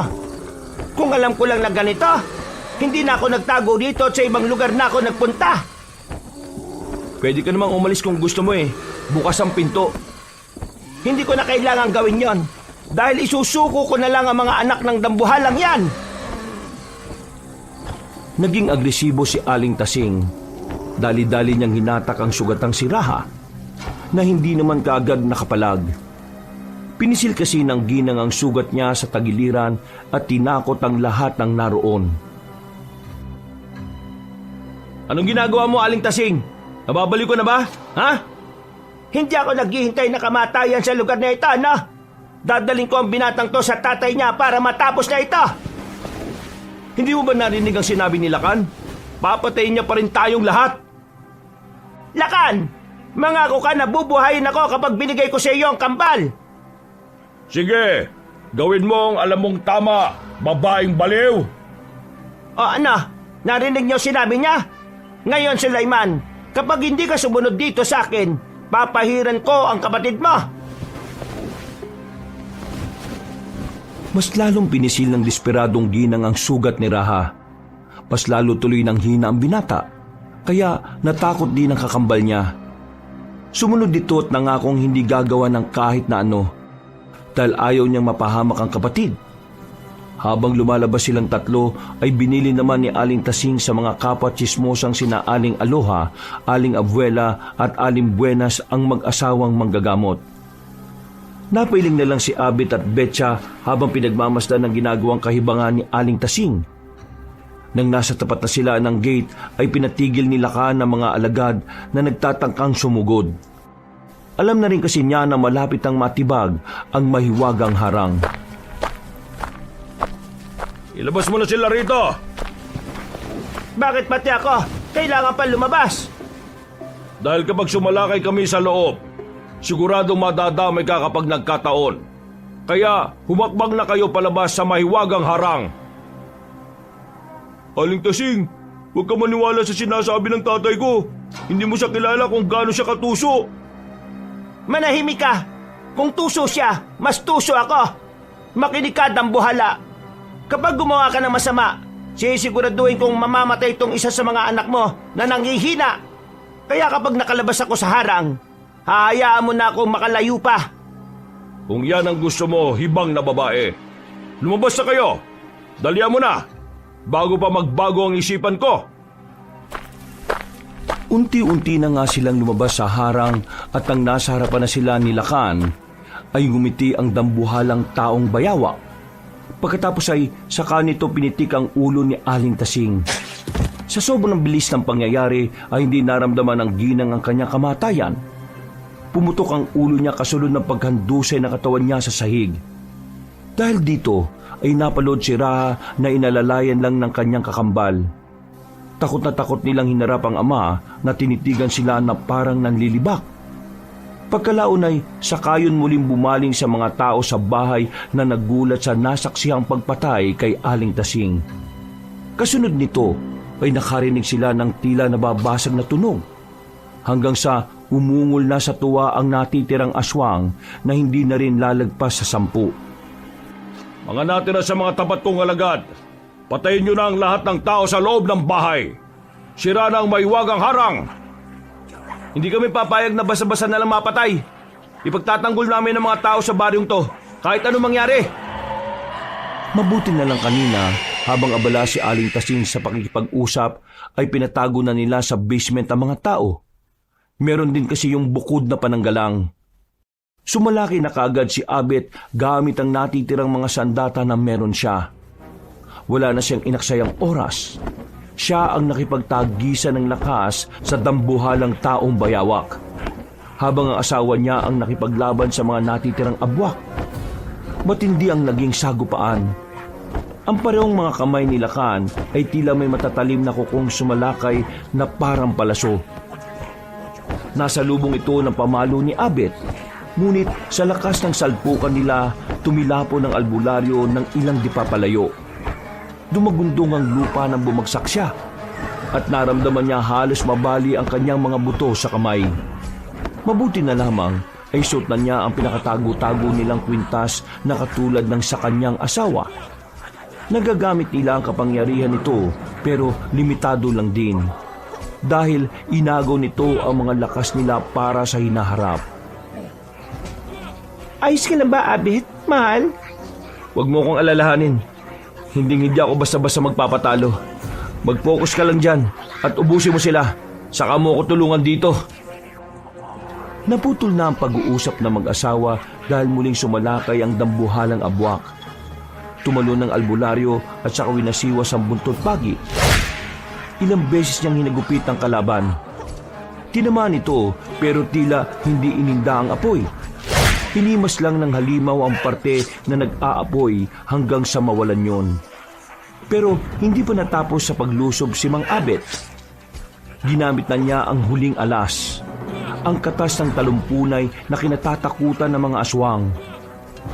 Nag-iisa na lang yon kaya maingit niyang ginamit at nang makita nga ni Lakan ay napatras to na tila nag-aalangan sa pagsalakay. Munti ko nang makalimutan na galing sa lumang kaalaman ng kakayahan mo, albularyo. Ako naman ang magsasalita nito. Karespe-respeto ka.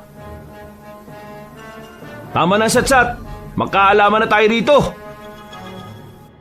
Walang pag-aalinlang ang sinaboy ng Ginoong Albularyo ang kalahati na katas ng talampunay. Pero mautak ang aswang dahil nagukay siya sa lupa para magtago. Subalit hindi naman ito pinahintulutan ni Raha. Kahit nanghihina ay pinigilan niya si Lakan. Nagpalitan niyo siya bilang abwak at kinapitan sa paa ang sariling ama. Mang Albert, magsaboy ka na, bilis! Pero paano ka? Lumayo ka dyan. Wala nang oras, bilisan nyo na! Habang hindi pa siya nakakalubog ng gusto, dali! Baka pati ko mapahamak eh. Wala na akong pakialam. Basta mapatay ko lang ang pumatay sa nanay namin. Kaya, pakiusap, gawin nyo na ang mga abit. Dahil dito ay wala nang nagawa ang Ginoo kundi sundin ang kagustuhan ni Raha. Isinaboy niya ang natitirang katas ng talampunay at dumiretso ito sa hita ng dambuhalang abwak na pilit kumakawala. Tinamaan din si Raha sa braso at unti-unti yung natunaw. Mabuti na lang ay dumating kagad si Aling Betcha at walang pag-aalinlangang pinutol ang braso ng binata. Pareho silang dumaus-os at sumama kay Sulaiman na nakatanga lang sa mga nangyayari. Hindi nila nakita kung anong nangyari kay Lakan pagtayo nilang lahat at wala na ito. Tapos na. Patay na ang tatay. Wala na siya. Umalis na kayo. Nandyan siya sa ilalim nyo. Bago sumulpot si Lakan para sakmalin sila, ay nagawa na kagad ng paraan ni Aling Betcha para makaalis sila. Pagsulpot ng dambuhalang halimaw, putol na din ang kanang kamay nito na nagdurugo pa. Galit na galit tong nakatingin sa kanila habang humihingal.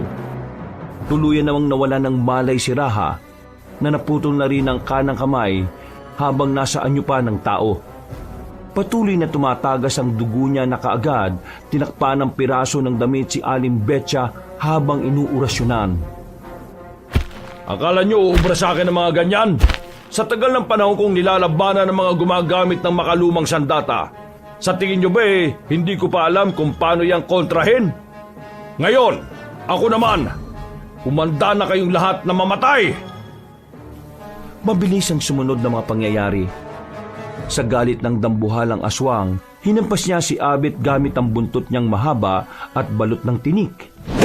Tumama ito sa dibdib ng albularyo at kagad siyang bumagsak na duguan. Hindi kagad nakatayo ang Ginoo dahil ramdam niya ang mga nabaling buto sa paa. Abet!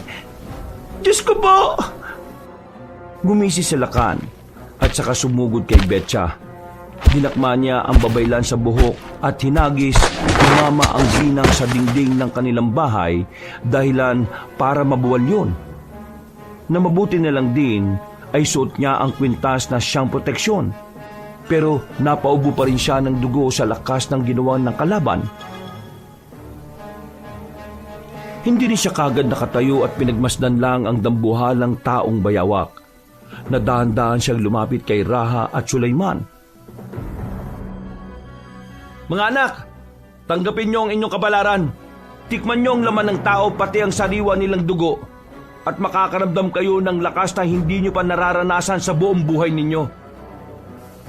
Kitang-kitang takot sa mukha ni Sulaiman habang nakayakap sa kambal na walang malay. At dahil sa takot na yun, kaya napayak na lang ang malusog na binata na hindi na rin niya alam ang gagawin. At bago tuluyang maabot ni Lakan ng kambal, ay pilit na bumangon si Abet. Hinawakan niya ang kwintas at ginamit ang lahat ng lakas niya para matalo ang kalaban. Sinabayan to ng matinding orasyon ng kanyang asawa hanggang sa tila magliwanag siya. Dinampot niya ang batong kasing laki ng kanyang kamao at dito niya ibinuhos ang lahat ng kapangyarihang naipon mula sa kwintas at sa orasyon ni Aling Betcha. Buong puwersa niyang binato ito at sa sobrang lakas ay hindi rin namalayan ni Lakan na tumagos na sa dibdib niya ang nasabing bagay. Bumulwak na lang ang itim na dugo sa kanyang dibdib habang unti-unting naghihingalo. Hindi ako pwedeng mamatay. Hindi pwede. Tanggapin niyo na lang ang katapusan niyo. Talo na kayo. Raha, Sulaiman. Pagkapang na lumapit si Mang Abet, bitbit ang buntot pagi at nang nasa tapat na siya ni Lakan ay sakto niya tong hinagupit dahil wala ng lakas. Nang dumampi sa balat ng dambuhalang abwak ang nasabing sandata ay unti-unti nang nagliyab. Napahiyaw ng gusto ang aswang at nagkakawag pero sa huli ay tuluyan na tong nawala ng buhay. Lalong napayak ng gusto si Sulaiman habang may na niyakap ang kapatid. Kitang-kita niya kasi kung paano silang pagmasdan ng ama bago tutupukin ng apoy hanggang sa maging abo sa kawalan. Abet, mahal, ayos ka lang ba? Tapos na talaga asawa ko. Yung pangako mong 1 linggo tayong maglalabing-labing Ay naku, puro ka talaga kalokohan. kahit kailan. Asawa ko? Oo na, tutuparin ko na yung sinabi ko. Basta mabuhay ka lang at magpagaling ka ng gusto. Nangihinang humandusay sa lupa si Abet. Duguan ang kanyang katawan at maraming nabaling buto pero tagumpay naman nilang natalo ang mga abwak. Hindi lang nila nailigtas ang kambal kundi pati na rin ang buong baryo organiko. Pagkatapos ng insidenteng yun ay marami nang humingi ng tawad sa mag-asawang manggagamot. Dahil sa katawan ng tiwala pero hindi naman nagtanim ng sama ng loob ang dalawa. Napasalamat din ang kambal dahil tuluyan na silang matatahimik na magkapatid. Marami man ang nagbuwis ng buhay pero masaya pa rin ang kinalabasan ng lahat dahil natuto ang bawat isa sa pagkakamaling tinulungan din ni Mang Abet at Aling Betcha at sina Raha at Sulaiman. Natuluyang makakalaya sa pagiging isang abwak. Maraming proseso ang nangyari at umabot pa ng halos ng 5 taon bago tuluyang makalaya ang kambal sa sumpa. At nang maging normal silang mga tao, ay naging mga apprentice sila na mag-asawa. Si Raha bilang isang albularyo at si Sulaiman naman ay bilang isang babaylan. Sa pagdating ng panahon, ang kambal na manggagamot na ang tumulong sa mga baryong sinasalakay ng mga aswang. Wakas,